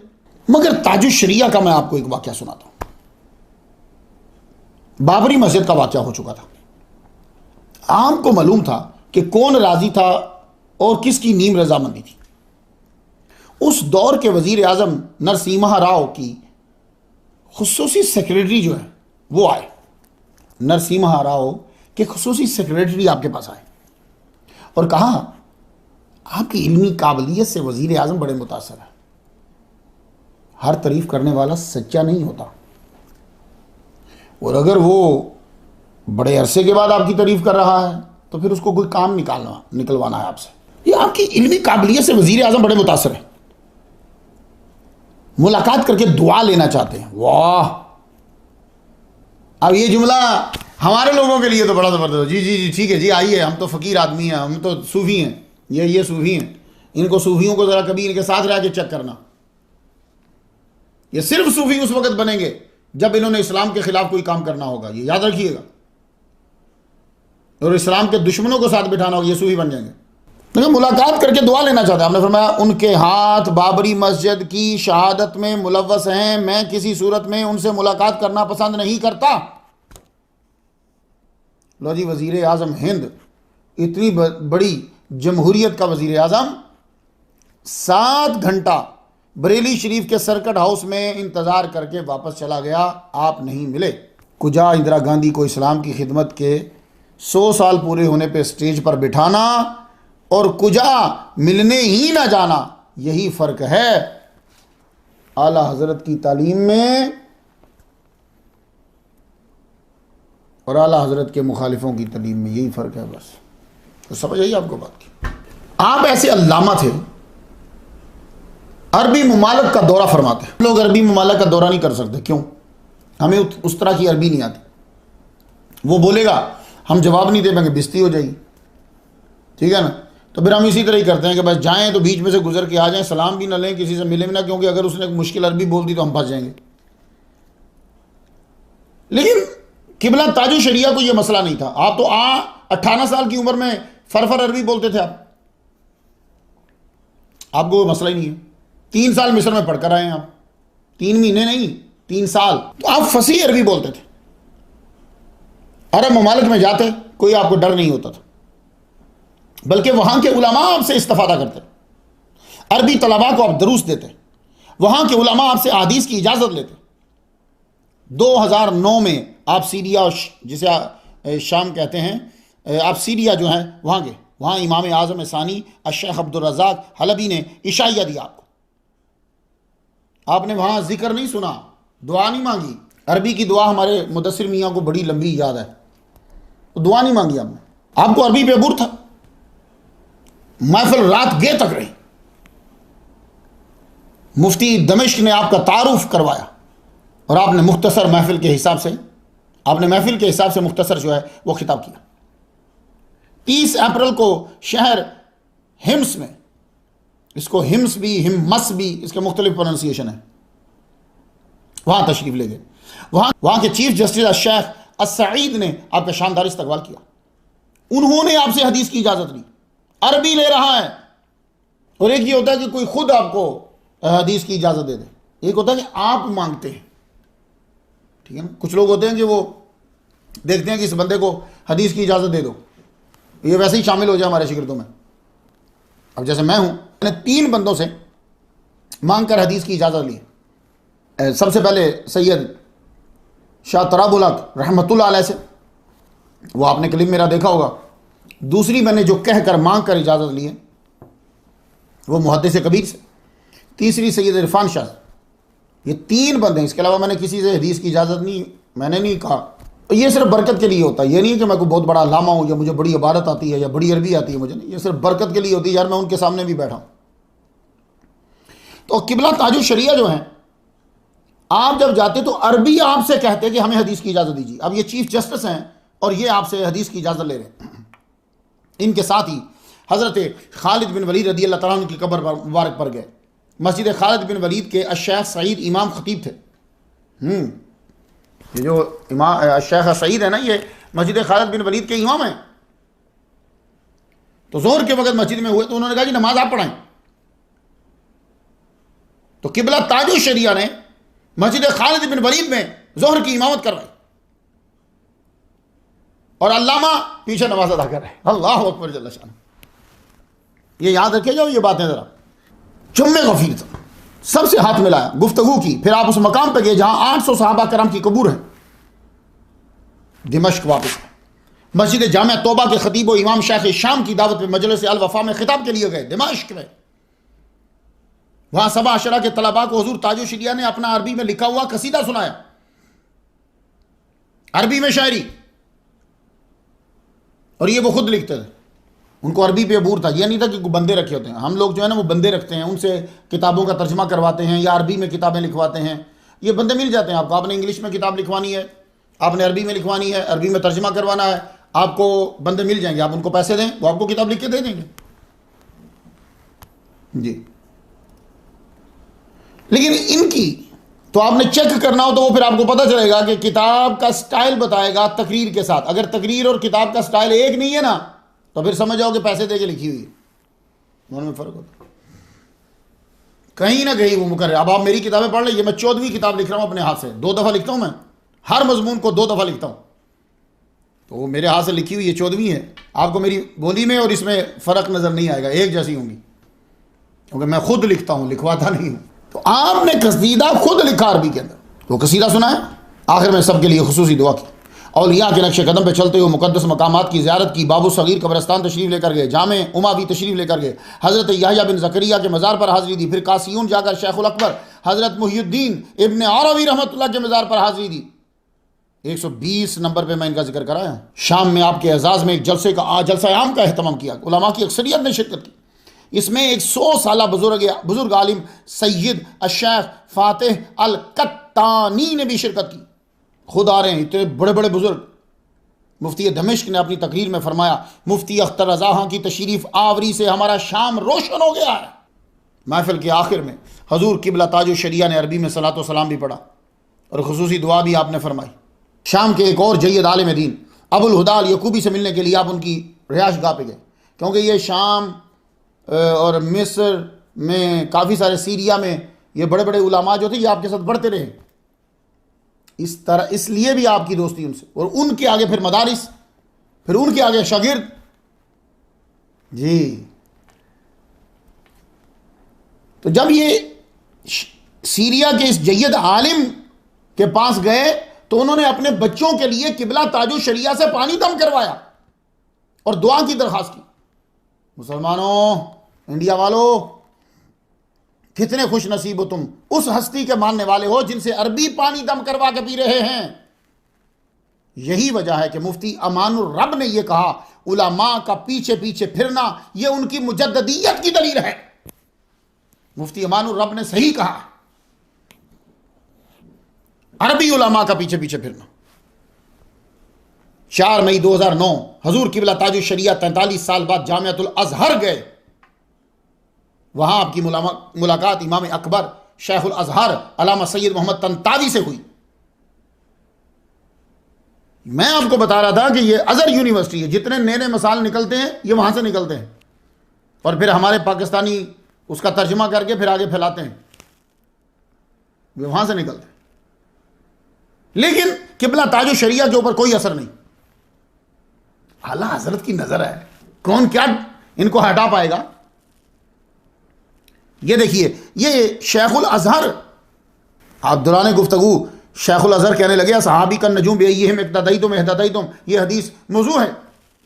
किबला ताजु शरिया ने फिर फरमाया, अब जरा उलमा थोड़ा सा गौर से सुने, ये शेयर करता हूं मैं आपके साथ, ये नहीं है कि मैं आपके इल्म को बढ़ाता हूं, ये जरा गुफ्तगू। और ये मैं चाहूंगा कि जितने भी मुकर्रिरीन हैं, मुदर्रिसीन को तो माशाल्लाह ये आता होगा, मुकर्रिरीन ये जुबानी याद कर लें, बहुत मदद करेगी आपकी। अक्सर आप लोग कहते हैं मिलादुन नबी, ये हदीस ये है, ये हदीस ये है, ये हदीस ज़ईफ़ है, ये हदीस ये है, तो ये याद रखना बड़ा ज़रूरी है। सुनिए ज़रा, अज़हर यूनिवर्सिटी के सबसे बड़े अल्लामा ने जब ये कहा, असहाबी का नजूम, कि हुजूर की ये हदीस क्या, मेरे सहाबा सितारे हैं, ये मौजू है।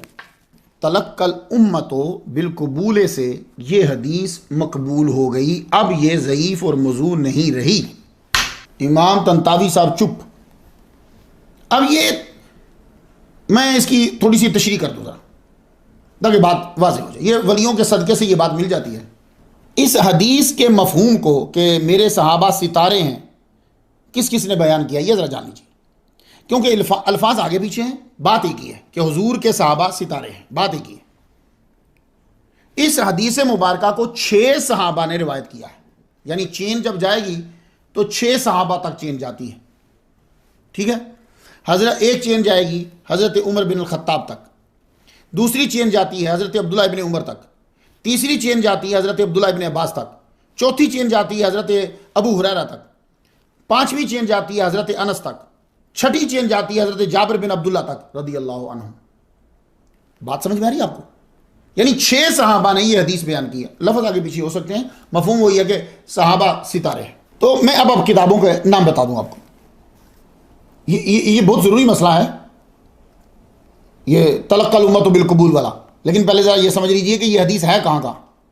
अश-शरिया किताब का नाम है, जिल्द इसकी चौथी है, सफ़ा इसका 169।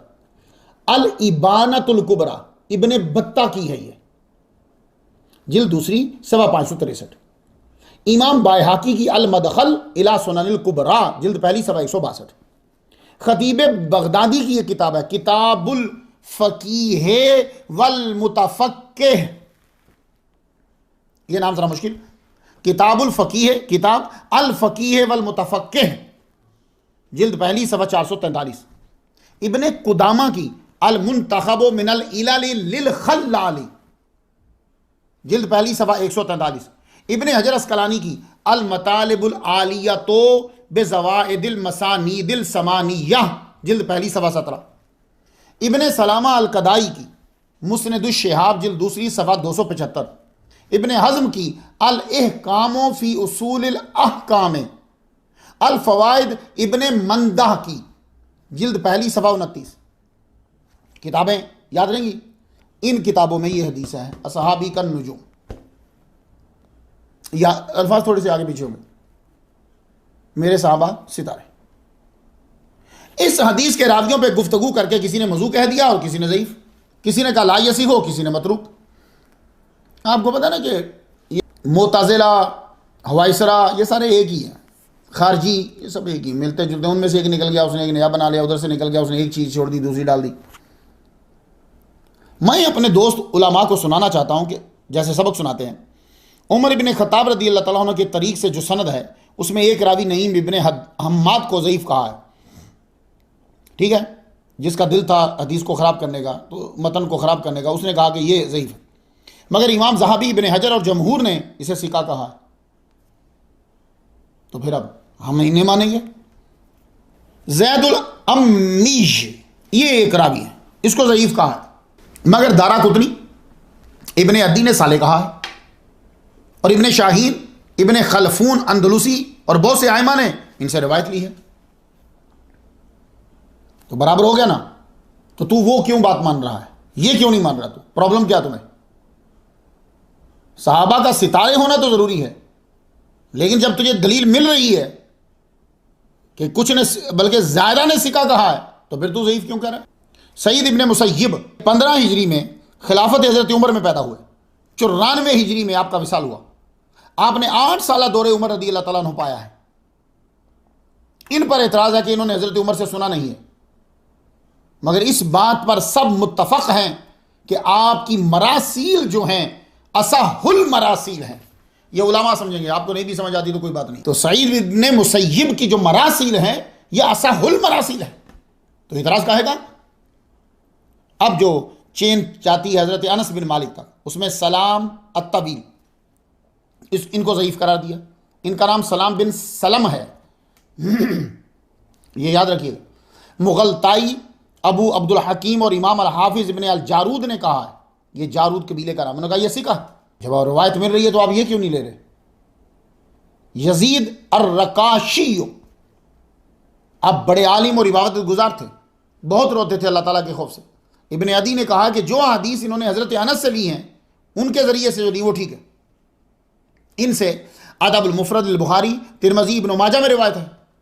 कहा कि ये लोग पता है क्या करते हैं, मतन को नहीं देखेंगे, मतन को चाहे पूरी 1400 साल तारीख सच्चा साबित करती हो, ये मतन को फेंक देंगे, चेन की तरफ लग जाएंगे। और जो हज़रत अबू हुरैरा की तरफ सनद जाती है उसमें जाफर बिन अब्दुल वाहिद हाशमी पे ज़ोफ़ का हुक्म ठोक दिया इन्होंने। अल खतीब और इब्ने निफ्तविया, इसको नफ्तविया भी पढ़ सकते हैं, निफ्तविया भी पढ़ सकते हैं, इन्होंने सिका माना है। और यह भी कहा है कि आप शयूख़ अबी दाऊद से हैं। हुजूर सल्लल्लाहु अलैहि वसल्लम के सहाबा सितारे हैं, गैर मुकल्लिदीन और मुअतज़िला के तमाम हवारियों के अलावा किसी को इस मफ़हूम से इनकार नहीं हो। ये सिर्फ वो लोग सहाबा पे गुफ्तगू करेंगे जिन्होंने बदतमीज़ी का दरवाज़ा खोलना होता है और इस्लाम पर अटैक करना होता है, ये सिर्फ वो खोलेंगे आपके लिए। कितनी नजर है किबला ताजु शरिया रहमतुल्लाह अलैह की असूल हदीस पे। मैं थोड़ा सा शायकीन तहकीक के लिए तलक्कल उम्मत बिल कबूल के असूल को जरा खोल दूं मैं, और मैं हाथ जोड़ के अर्ज करता हूं, ये मिला शरीफ, 11वीं शरीफ, ये सोम, फातिहा पढ़ने वाले सब उलमा इस मजमून को अच्छी तरह याद कर लें। मुझसे याद नहीं होगा आपको, आप वहां बैठे किसी आलिम दीन के पास, रिवाइज करवा लें जरा। ये तो नहीं है कि आपने पढ़ा नहीं होगा। ये तलक्कल उम्मत बिल कबूल के असूल को मैं जरा खोल दूं।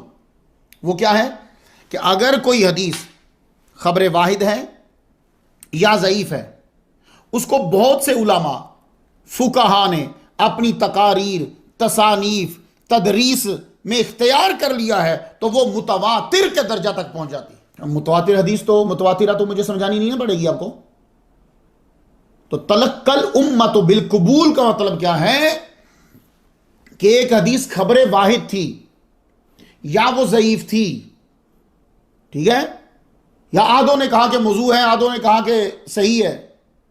तो इस तरह की जो आपको हदीस मिलती हैं, जब उनको उलमा का एक बहुत बड़ा ग्रुप, उलमाए हक और फुकाहा का बहुत बड़ा ग्रुप अपनी तदरीस में, तसनीफ में, तकरीर में इस्तेमाल बेतहाशा कर चुका है, तो वो मुतवातिरा के दर्जे पे पहुंच जाएगी। अब मैं आपको मिसाल देने लगा। खबरुल आहाद इज़ा, ये असूल, अब ज़रा असूल सुन लीजिए, मैं आपको असूल की कुतब से यह इबारत देना चाहता हूँ। खबरुल आहादी इज़ा तलक्कतहुल उम्मतु बिलक़बूली फ़हुवा बिमानल मुतवातिरी इंदल हनफिया। ठीक है, अब मैं इसकी मिसाल दूंगा तो फिर आपको बात वाज़ेह हो जाएगी। तिरमिज़ी, मुस्नद इमाम अहमद, अबू दाऊद, नसाई शरीफ, इब्न माजा, एक हदीस है इसमें, ला वसीयता ले वारिस। अब ये हदीस जो है ये मुतवातिर के दर्जे तक हो गई। वारिस के लिए वसीयत नहीं चलेगी, वारिस के लिए वरासत का असूल चलेगा जी। कद इज्तमाअतिल उम्मत अला इस्तेमाल हुक्म ही, उम्मत जो है इसके हुक्म के इस्तेमाल पर इकट्ठी हो गई। तो हालांकि कुरान में क्या है, कुरान में है सूरह बकरा आयत नंबर 180, कुतिबा अलैकुम इज़ा हदरा अहदकुमुल मौत इन तरका खैरनिल वसीयतु लिल वालिदैन वल अक़रबीना।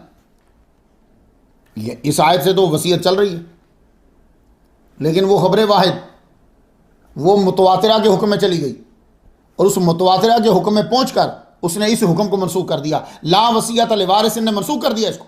तो उलमा और फुक़हा का तकरीर और तसनीफ और तदरीस में इस्तेमाल करना उसको मुतवातिरा के दर्जे पे ले जाता है। जनाब, ये हैं हमारे किबला ताजु शरिया, जिस मदरसे से पढ़ के आए हैं उसके सबसे बड़े अल्लामा को बता रहे हैं तलक्कल उम्मत बिलक़बूल की वजह से ये हदीस मशहूर हो गई है। इज़ा इज्तमाअतिल उम्मत अलल अमली व तलक्कतहु बिलक़बूल फ़इन्नहु फ़ी मानल मुतवातिर, ये असूल है। एक और मिसाल सुनो, कुरान मजीद में तलाक कितनी लिखी? अत-तलाक़ु मरतान, जिन तलाक़ों से रजू हो सकता है वो सिर्फ दो हैं, फ़इमसाकुन बिमारूफ़िन और तसरीहुम बिइहसान। अब तुम तीसरी जो है या तो इसे रोक लो या तीसरी दे के छोड़ दो, तीन तलाक है ना। अब ज़रा सुनना हदीस, तलाकुल आमात ततलीकतान व इद्दतुहा हैदतान। आमात कहते हैं लोंडी को, लोंडी की दो तलाक़ें हैं, वो दो तलाक़ों से गई। इस हदीस पे जो हज़रत आयशा सदीक़ा से रिवायत है, मुहद्दिसीन ने गुफ्तगू की है। एक रावी मुज़ाहिर बिन असलम के ये हदीस गरीब है, हदीस खबर वाहिद है, मगर ये मुतवातिर के हुक्म में चली गई, ये मुतवातिर के हुक्म में चली गई। इज़ा तलक्कतिल उम्मतु ज़ईफ़ा बिलक़बूल युमलु बिही अला सहीह। इब्न हजर रहमतुल्लाह ने यही फरमाया, हज़रत हाफिज़ अल्लामा सहावी रहमतुल्लाह ने फ़थुल मुगीस सवा 120 पे यही फरमाया, मिज़ानुल इअ्तिदाल फ़ी नक़्दिर रिजाल जिल्द पहली सवा 13 पे यही गुफ्तगू है। इसको पढ़ने के बाद अब समझ आ जाना चाहिए कि किबला ताजुश शरिया ने Mohammed Sayed Tantawi Grand Sheikh of Al Azhar University को क्या कहा था। कहा इस हदीस को मौजू मत कहो, ये तो इतनी इस्तेमाल हो चुकी है कि अब ये मुतवातिर के दर्जे में पहुंच गई। आपके एजाज़ में जामिया अज़हर मिस्र के मरकज़ साले अब्दुल्ला कामिल में एक अज़ीम उश्शान जलसा मुनक़िद हुआ। नायब रईस जामिया अज़हर ताहा और दूसरे इल्मी मराकज़ के रईस भी मौजूद थे। वो नबीना जो है ना, उसके बड़े नए नज़रियात हैं, ये नए मौलवी अपना कर समझते हैं बहुत बड़े अलामा बन गए। इल्मी मराकज़ के रईस भी मौजूद थे। आपने उन अरबी स्कॉलर्स को 35 मिनट खिताब फरमाया। बड़ा लंबा लेक्चर होता भाई ये 35 मिनट अरबी जुबान के अंदर।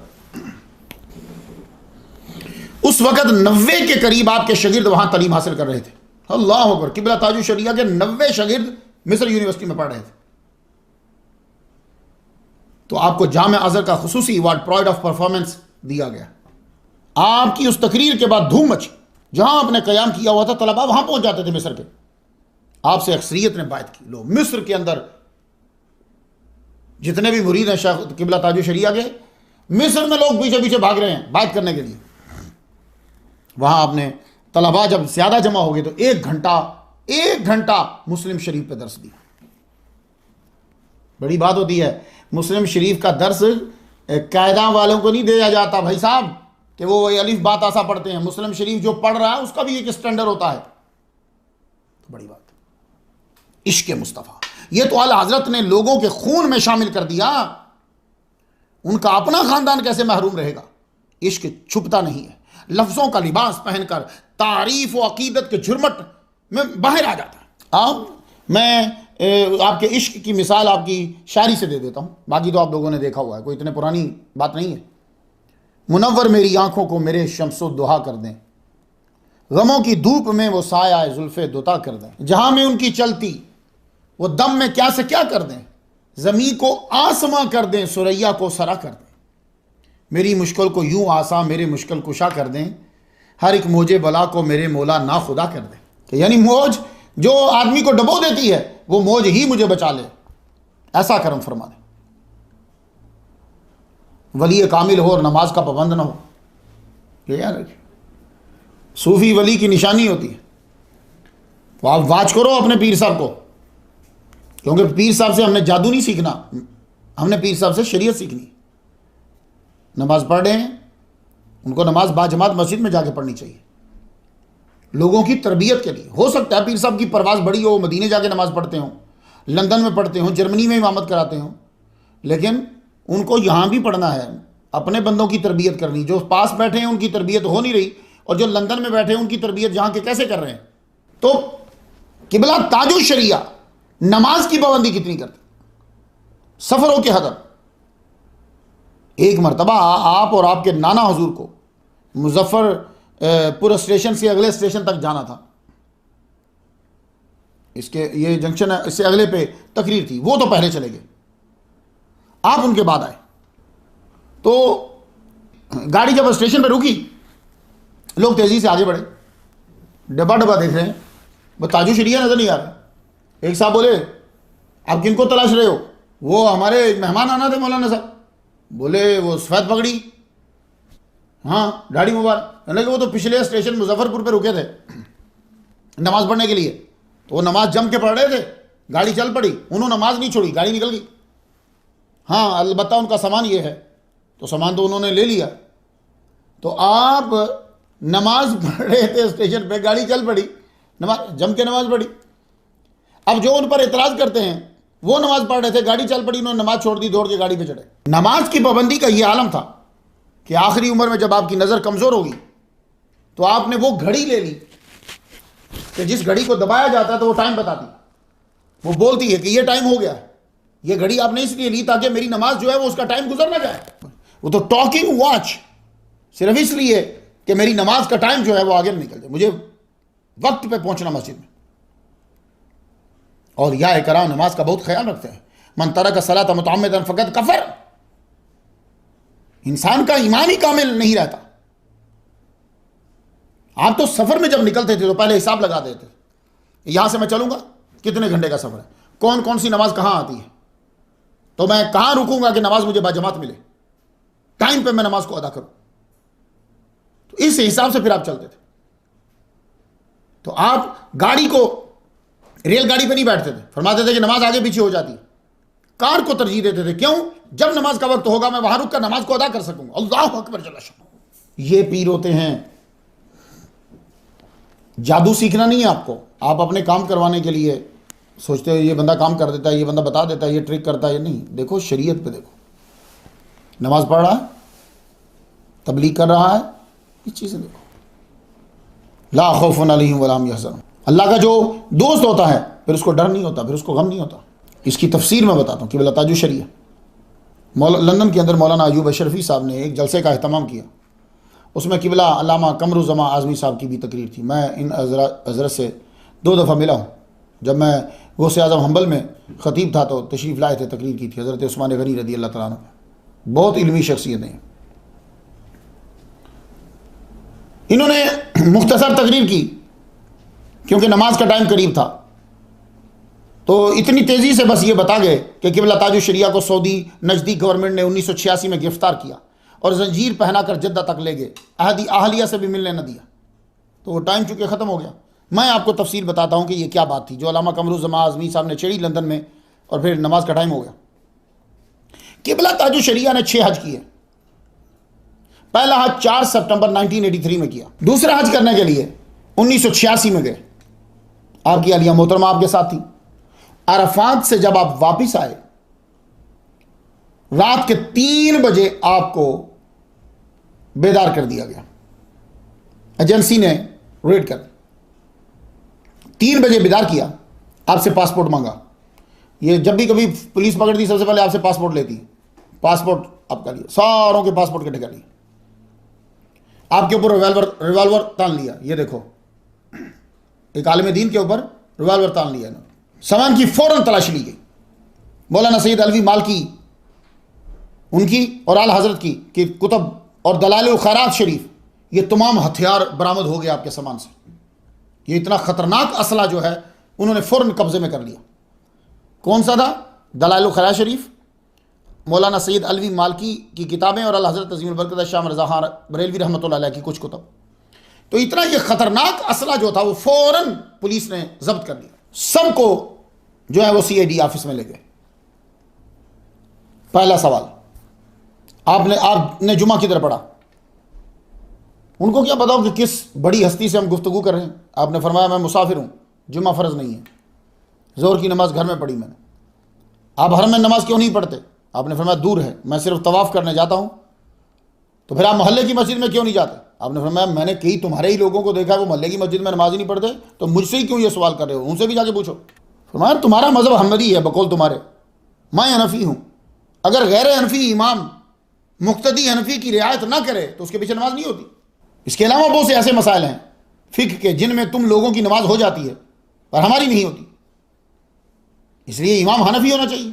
दलवी मालिकी की किताबों के मतलब पूछा ये कहाँ से ली? आपने फरमाया चंद रोज़ पहले उन्होंने दी जब उनसे मैं मिलने गया था।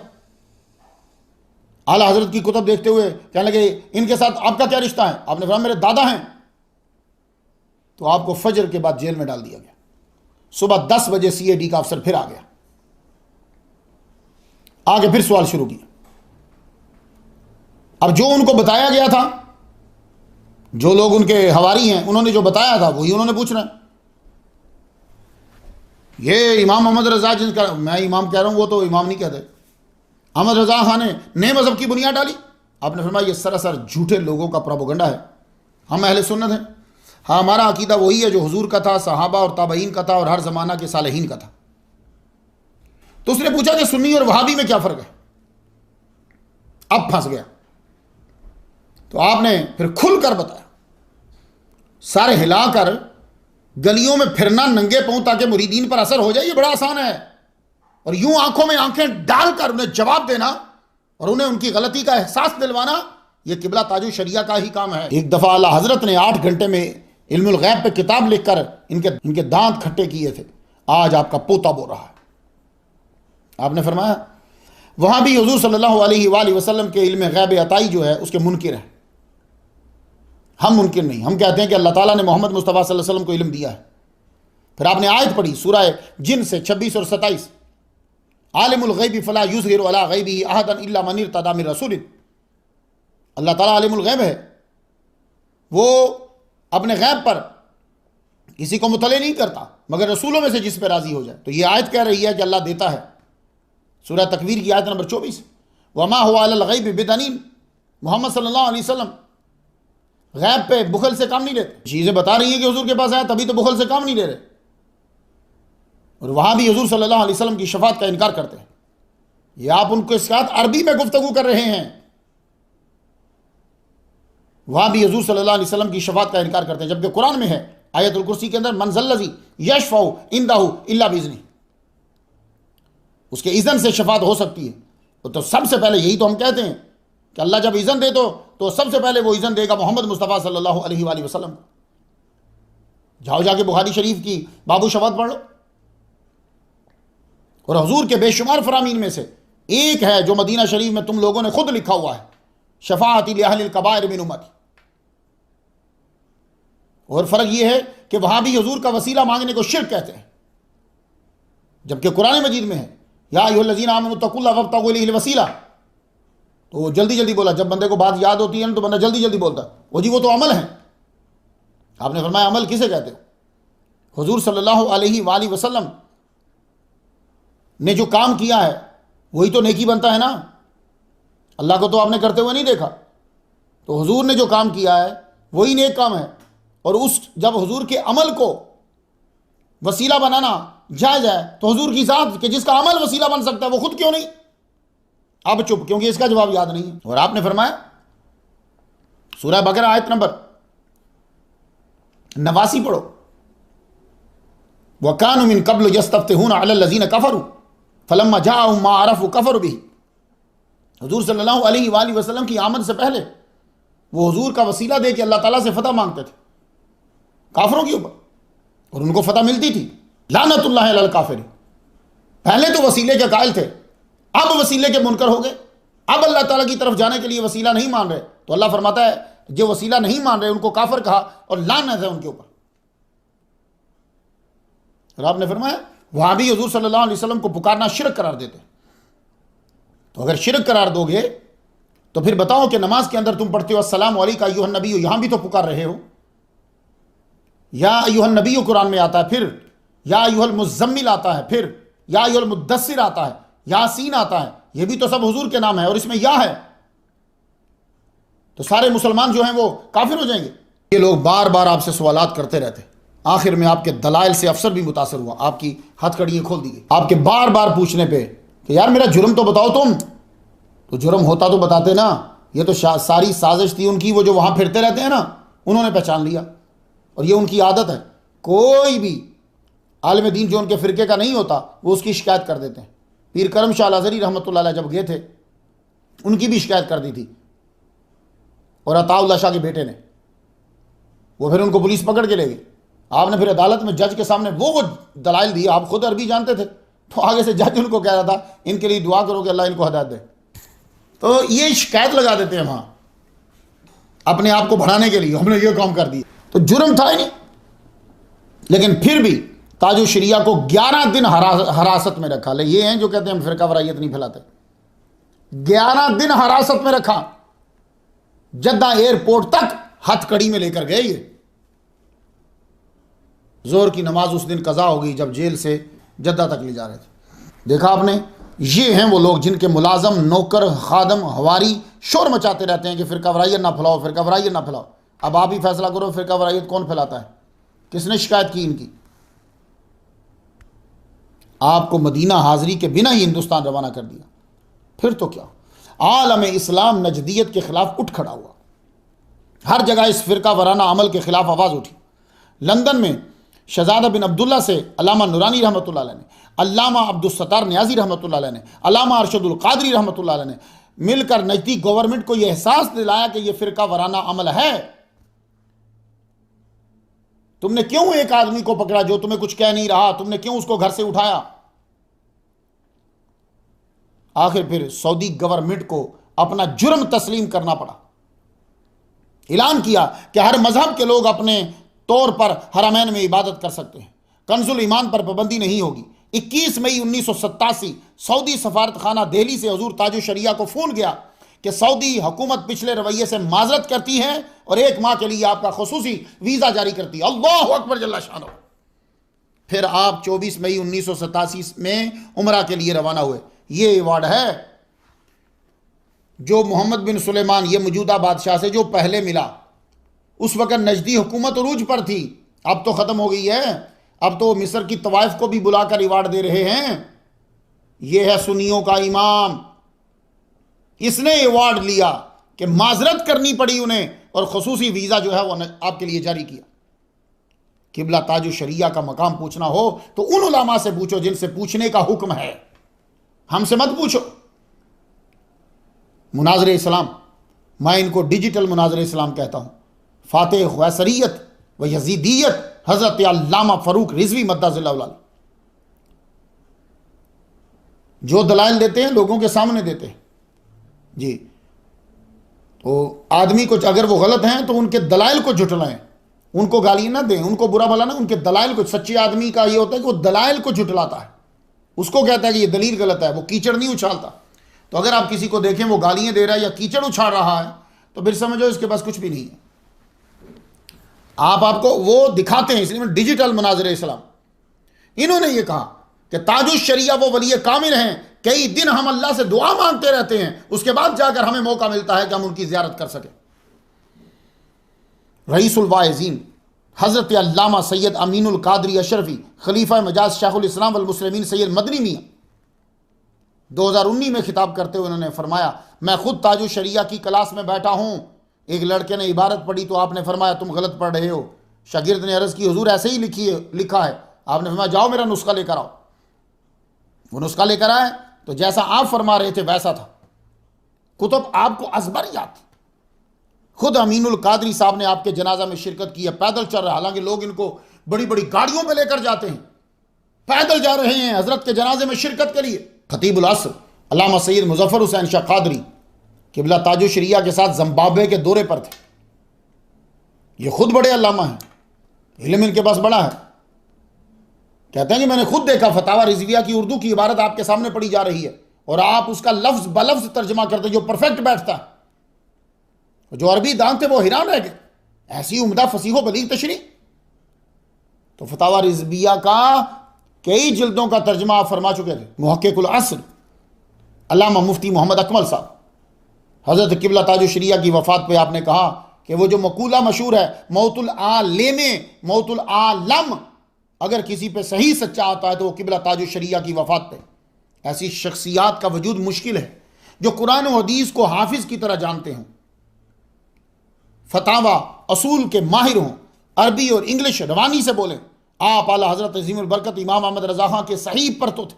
मौलाना शाकर नूरी साहब ने फरमाया किबला ताजो शरिया को दलाइल खैरात जुबानी पर याद थी और आप असर की नमाज के बाद इसका वजीफा करते थे। हज़र रहमत मेरे रब्बी, मैं भी असर के बाद ही पढ़ता हूँ। मुझे भी इसकी इजाज़त मोहम्मद बिन सुलेमान जज़ूली रहमतुल्लाह की जो नस्ल से थे हसन, उनसे मैं लेकर आया था। अब वो वफ़ात पा गए हैं, अल्लाह उनके दर्जे बुलंद फरमाए। जिनकी हर अदा सुन्नत मुस्तफ़ा। जुमला तो सुना होगा, मिसरा तो सुना होगा। मैंने किबला ताजो शरिया को सबसे पहले 2000 अगस्त में देखा। इल्ताफ़ नूर साहब के घर में महफिल मिला थी, आप तशरीफ़ लाए। मेरे उस्ताद मुहद्दिस कबीर साहब थे। जो ही खाना आया आपने पानी मंगवाया, पहले हाथ धोए, फिर एक घुटना उठाया, फिर आपने गोश्त नहीं खाया, आपने दाल से और सब्जी थी उसके साथ आपने खाना। इन लोगों को देखकर शरीयत आती है, इन्हें शरीयत की लाज है, ये शरीयत का ताज है। जैसे कबीर अल्लामा ज़ियाउल मुस्तफ़ा अमजदी मेरे उस्ताद मोहतरम, आपने 80 साल बुखारी शरीफ पढ़ाई और मुझे अर्विंग अमेरिका में सेहा सित्ता की इजाज़त अनायत फरमाई। आपने एक दफ़ा फरमाया कि अल्लामा ताजो शरिया के कलम से निकले हुए फतावा के मुताला से ऐसा लगता है कि हम आला हज़रत इमाम अहमद रज़ा खां रहमतुल्लाह की तहरीर पढ़ रहे हैं। अल्लाह अकबर। ये हैं वो उलमा जिनका वजूद बाइस बरकत है। इनके जाने से फिर बोलना पड़ेगा मौतुल आलम मौतुल आलम, और ये आजिज़ी अपनी इनकिसारी पेश कर रहे हैं किबला ताजो शरिया के सामने। शेखुल इस्लाम गाजी मुजाहिद दीन व मिल्लत मुफ्ती अल्लामा शेखुल हदीस उस्ताजुल उलमा खादिम हुसैन रिजवी किबला ताजो शरिया इनसे बड़ी मोहब्बत फरमाते थे और अक्सर इनका पूछते थे क्या हाल है भाई, खादिम हुसैन रिजवी का हाल सुनाओ, कुछ किधर हैं आजकल, क्या है। बड़ी मोहब्बत करते। इनकी दीनी खिदमात और तबलीगी असरात को तस्लीम करते हुए अपने मदरसा से इनके लिए सनद भेजी। हम तो मांगते रहते हैं यार हमें सनद दे दो, किबला ताजो शरिया ने इनके लिए सनद भेजी। अब इनके इल्म का अंदाजा लगो तो अब इनकी तकरीरों से अंदाजा लगा कैसे इबारतें फर पढ़ते चले जाते हैं। इनको जब इतला मिली किबला ताजो शरिया की, बड़े गहरे गम का इजहार किया और फातिहा पढ़ी। इतना बड़ा अल्लामा, इतना बड़ा मुकर्रर, इतनी दुनिया जिसके पीछे हो, वो जिसके लिए गम और दुख का इजहार कर रहा है, उसके मर्तबे का अंदाजा तो लगा। तुर्की के वजीर आजम तैयब उर्दगान, इसके पीर जय्यद आलिम मुजद्दिद शेख महमूद अफंदी खुद दावत दी है अख्तर रज़ा खां रहमतुल्लाह अलैह को, तुर्की में बुलाया। मेरे पास वो तस्वीर है जो किसी ने खींची, लेकिन उसमें भी हजरत जो है वो साइड पे। एक तवील गुफ्तगू हुई वहां इनके साथ। आजकल तो बड़े लोग कोशिश कर रहे हैं ना कि शेख महमूद अफंदी से हमारे ताल्लुकात हो जाएं, लेकिन वो भी जानते हैं कि अकायद किसके किसके साथ थे। इन्होंने खुसूसी वक्त दिया और आपकी खिदमात का एतराफ़ किया। आप एक सही आलिम दीन और वली कामिल थे। आपका मजहब रुखसत नहीं था, अजीमत था। रुखसत एक दफ़ा दे दो तो फिर काम बढ़ता जाता है। दफ की रुखसत दी, अब हालत देख लो। ठीक है, कहाँ मदीने की गली में दफ था, कहाँ मस्जिद के अंदर तक आ गया है। आप रुखसत दोगे चलता जाएगा। इन जैसा कोई आलिम नहीं था। हमारी बदकिस्मती है कि एक फरूई मसला जो बुनियादी अकायद में से नहीं, उसमें कोई आलिम दूसरे आलिम से इख्तलाफ करे तो हम ग्रुप बना लेते हैं। ये इख्तलाफ तो हर दौर में उलमा में रहे हैं, हत्ता के सहाबा कराम में भी थे। इमाम आज़म से इख्तलाफ आपके शागिर्दों ने किया है भाई। मुफ्ती आज़म हिंद रहमतुल्लाह का फतवा कि लाउड स्पीकर में नमाज नहीं होती है ना। वो बहुत छोटा था मैं, मोहम्मद बख्श मुस्लिम BA, लोग कहते जी तकरीर करनी स्पीकर में हराम है, काफिर है ये। आपने उसको उठा के अंदर ले आया, कहने लगे लो भाई आज इस काफिर को मैंने कलमा पढ़ा दिया है। लोग नमाज नहीं पढ़ाते थे स्पीकर में, माइक में। उनका फतवा मुफ्ती आज़म हिंद का, मगर उन्हीं के मुरीद मुफ्ती सैयद अफजल हुसैन वो उनके खिलाफ कर रहे हैं, वो पढ़ाते। मुहद्दिस कबीर जो है मेरे उस्ताद मोहतरम, ये तस्वीर के खिलाफ है। वो किसी बंदे ने, वो जब मुझे इजाज़त दे रहे थे तो किसी बंदे ने मोहब्बत में बना ली, वो किसी ने डाली तो उसके नीचे इतनी गालियाँ, इतना कुछ लिखा गया। लेकिन मुहद्दिस कबीर के ही नबीरा अल्लामा फैज़ान मुस्तफ़ा जो यहाँ मुदर्रिस हैं ह्यूस्टन में, वो मेरे साथ उनकी कई तस्वीरें हैं, वो तस्वीरें उतरवाते हैं। किबला ताजुश शरिया जो हैं वो तस्वीर नहीं उतरवाते, लेकिन उनके जो खलीफा हैं यहाँ जो चेयरमैन हैं रोयत हिलाल कमेटी के, कमरुल हसन साहब, वो इस दफ़ा का उनका ऐलान ही जो है वो क्लिप के अंदर है। नहीं तो इख्तलाफ हो गया ना। अब तक किबला ताजुश शरिया उनको मुफ्ती करार देकर गए हैं, किबला ताजुश शरिया के वो खलीफा हैं, लेकिन ताजुश शरिया के नज़दीक तस्वीर जो है वो जायज़ नहीं है, पर उनके खलीफा जो हैं वो अपना क्लिप ही नशर कर रहे हैं, पूरा ऐलान कर रहे हैं कि जी चांद नजर आ गया है। तो ये इख्तलाफ है, लेकिन अब इसका ये मतलब नहीं है कि आप ग्रुप बना लें और एक दूसरे को मारने लग जाए। लेकिन ये याद रहे ये इख्तलाफात फुरूई हैं, पर तौहीन रिसालत जो है ये फुरूई इख्तलाफ नहीं है कि जी वो फलां मौलवी साहब ने तो तौहीन रिसालत में इख्तलाफ किया तो आप फिर उनके, वो फुरूई मसला नहीं, वो बुनियादी मसला है, वो तौहीद के लेवल का है जी। क्योंकि हुजूर का एहतराम ना करें तो तौहीद भी कबूल नहीं होती। हवा देने वाले फैन से बचो, चंगाड़ियां उड़ाते हैं। ताजो शरिया हमारे पास एक ऐसी शख्सियत है, तुम सब सुन्नी फख्र से मिस्र, पाकिस्तान, बांग्लादेश, सऊदी अरब जाकर बोल सकते हो लाओ अगर तुम्हारे पास ऐसा कोई है कि जो चलती फिरती लाइब्रेरी हो। 61 कुतब का मुसन्नफ, 36 अलूम का माहिर जी, और ये 61 कुतब खुद लिखी है उन्होंने। नडर बेबाक हक बयान करने वाला, सिर्फ अल्लाह के लिए। अब मुरीदीन के लिए करामत सुन लो, फिर बात मुकम्मल करता हूं। मध्य प्रदेश में एक इलाका में जलसा था, उसी दिन वहां का एक मजजूब जो है उसका इंतकाल हो गया। इलाके के लोगों ने कहा यार ये मजजूब के मानने वाले बड़े हैं, तो शाम जलसे से पहले पहले इनको गुस्ल देकर जनाजा पढ़ाकर इनको दफना दिया जाए ताकि ये बात मुकम्मल हो जाए। और जब उनको गुस्ल देने के लिए गए तो पूरा जिस्म जो है वो यूं इकट्ठा हो गया, यूँ सीधा जिस्म मुबारक होता वो सारा जिस्म इकट्ठा हो गया। और वो जिस्म सारा खोलेंगे तो शावर गुस्ल देंगे ना। अब वो जिस्म खोलने की कोशिश कर रहे हैं तो इतने में हज़रत जो है वो आ गए।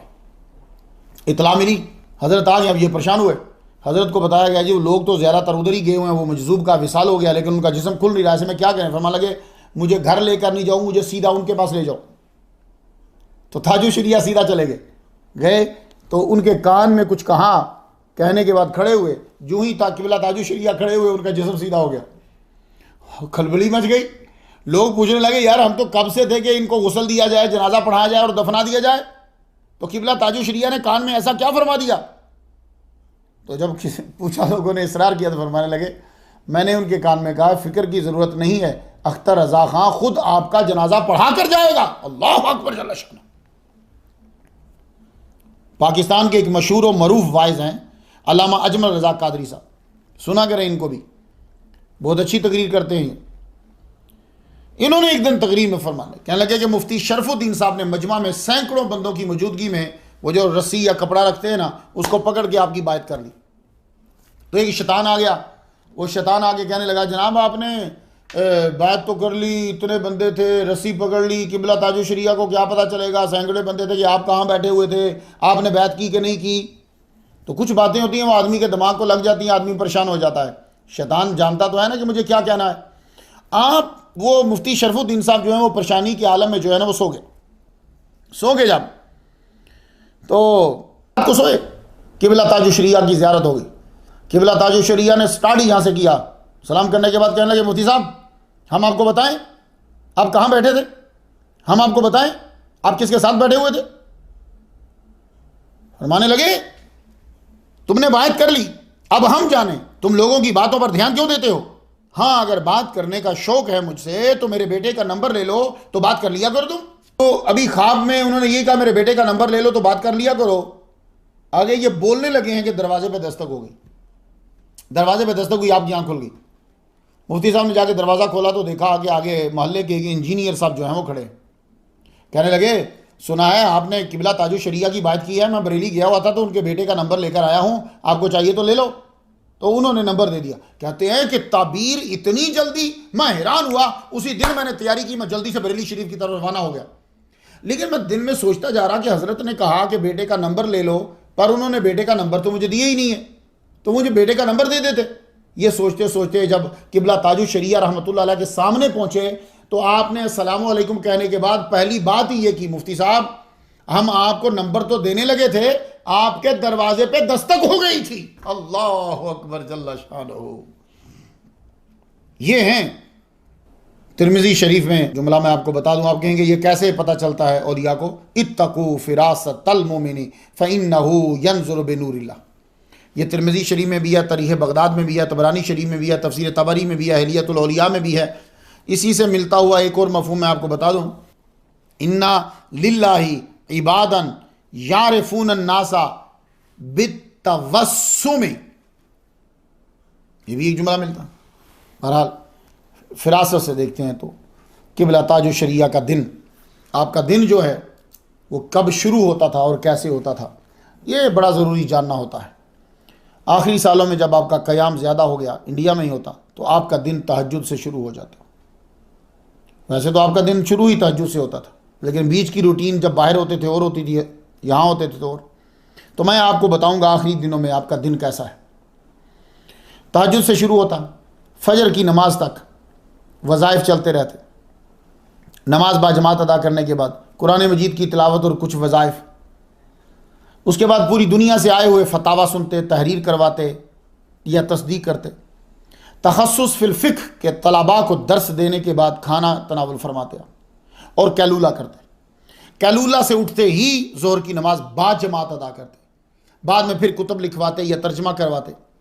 आपकी कुतुब से मालूम होता है कि आप ही ने लिखी हैं और तर्जमा भी खुद ही करते थे। आपकी खुद की लिखी हुई 61 कुतुब हैं। ये करामत है, क्योंकि खुद लिखना, और वो भी उस शख्स के लिए जो सारा दिन मसरूफ़ हो, बहुत मुश्किल होता है। असर तक तहरीर व तसनीफ़ का सिलसिला जारी रहता। बाद नमाज असर दलाइल खैरात शरीफ पढ़ते। आपको ये ज़ुबानी याद थी। औलिया के नक्श कदम पर चलते हुए मगरब तक वज़ाइफ का सिलसिला जारी रहता। मगरिब की नमाज बाजमात अदा करते, फिर कुतुब की तसहीह तसनीफ़ पे काम शुरू।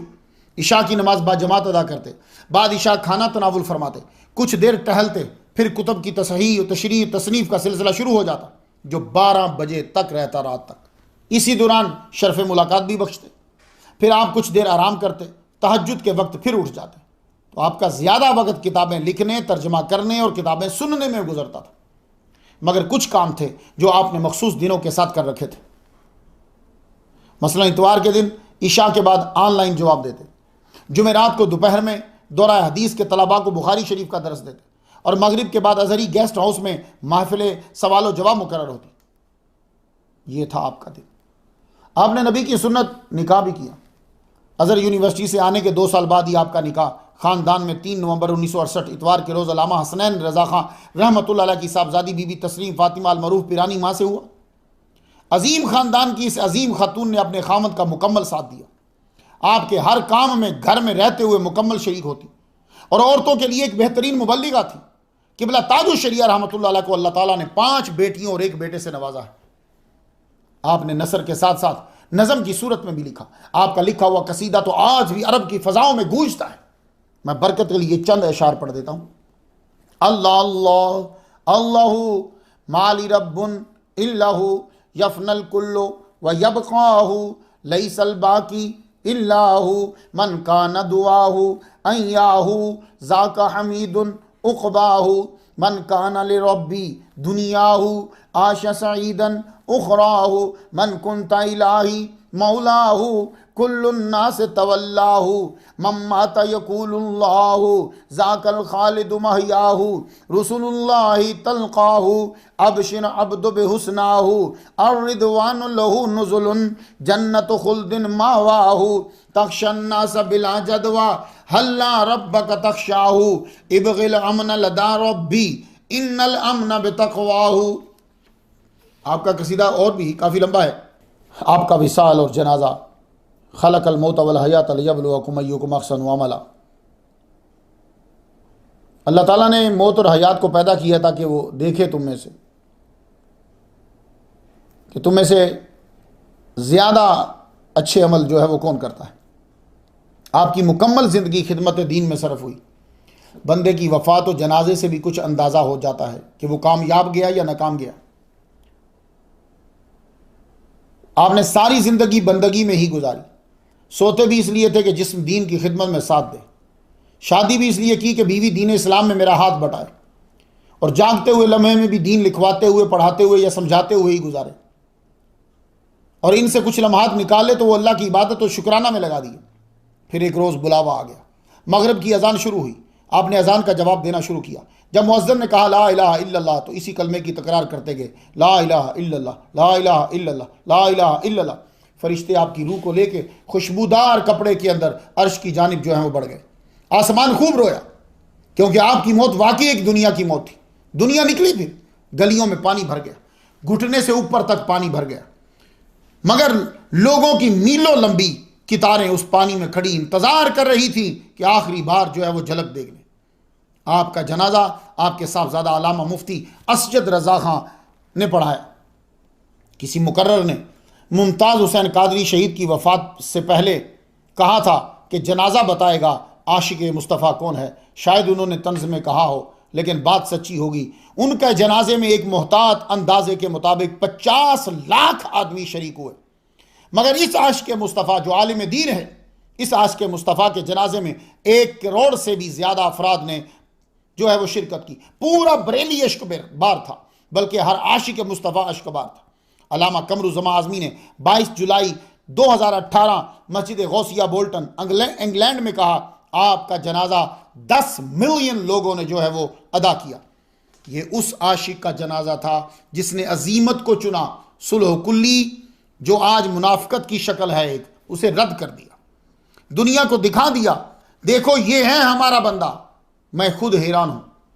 25 अप्रैल को मैंने आपका लिखना शुरू किया और सारा मवाद मुझे जो है रफ मैंने लिख लिया था, लेकिन आगे फिर मौका नहीं मिल रहा। पूरा रमज़ान शरीफ गुजर गया और फिर आज जो है वो मैं तकरीर कर रहा हूँ। मेरी आदत है हाज़ा रहमत मेरा भी, हाज़ा रहमत मेरा भी। मैं मुकम्मल दलाइल खैरात शरीफ पढ़ता हूँ। जब से मैं मराकश से आया पहले एक एक पढ़ता था, और जिसकी तकरीर शुरू की होती है मैंने, वो जब से लिखना शुरू करता हूँ नशर होने तक रोज़ाना पूरी मुकम्मल दलाइल खैरात और फातिहा जो है वो उन्हें देता हूँ 5 बार। तो 25 अप्रैल से मैं पूरी दलाइल खैरात और फातिहा, इसका सवाब रोज़ाना जो है वो मैं हज़रत के बारगाह में पेश कर रहा हूँ। अल्लाह ताला जो है वो कबूल फरमाए। चूँकि वो ख़ुद दलाइल खैरात के हाफिज़ थे, रोज़ाना पढ़ते थे, मुझे अल्लाह ताला ने जो है वो ये सादत दे दी। इल्म का रहबर, इश्क का दरिया, ताजु शरिया, ताजु शरिया। इमाम अब्दुल अजीज़ शामी ने सही कहा था कि ला यखाफ़ु फिल्लाहि लौमत लाइम। उस शख्स को मुलामत करने वाले की मुलामत का कोई खौफ नहीं था। वो अपने जद से सैयदी इमाम अहमद रज़ा खां से जाकर मिल गए। आप अगर मुझसे पूछो कि कोई ऐसा देखा है तुमने बंदा जो मुहद्दिस, मुफस्सिर, मुफक्किर, मुदब्बिर, मुसन्निफ, मुहक्किक, काजी, सुल्तानुल फुक़हा, मुर्शिद कामिल, अरबी, उर्दू, अरबी, फ़ारसी, इंग्लिश का माहिर हो, तो मैं 2 लफ्ज़ बोलूँगा, ताजुश शरिया, अल फातिहा।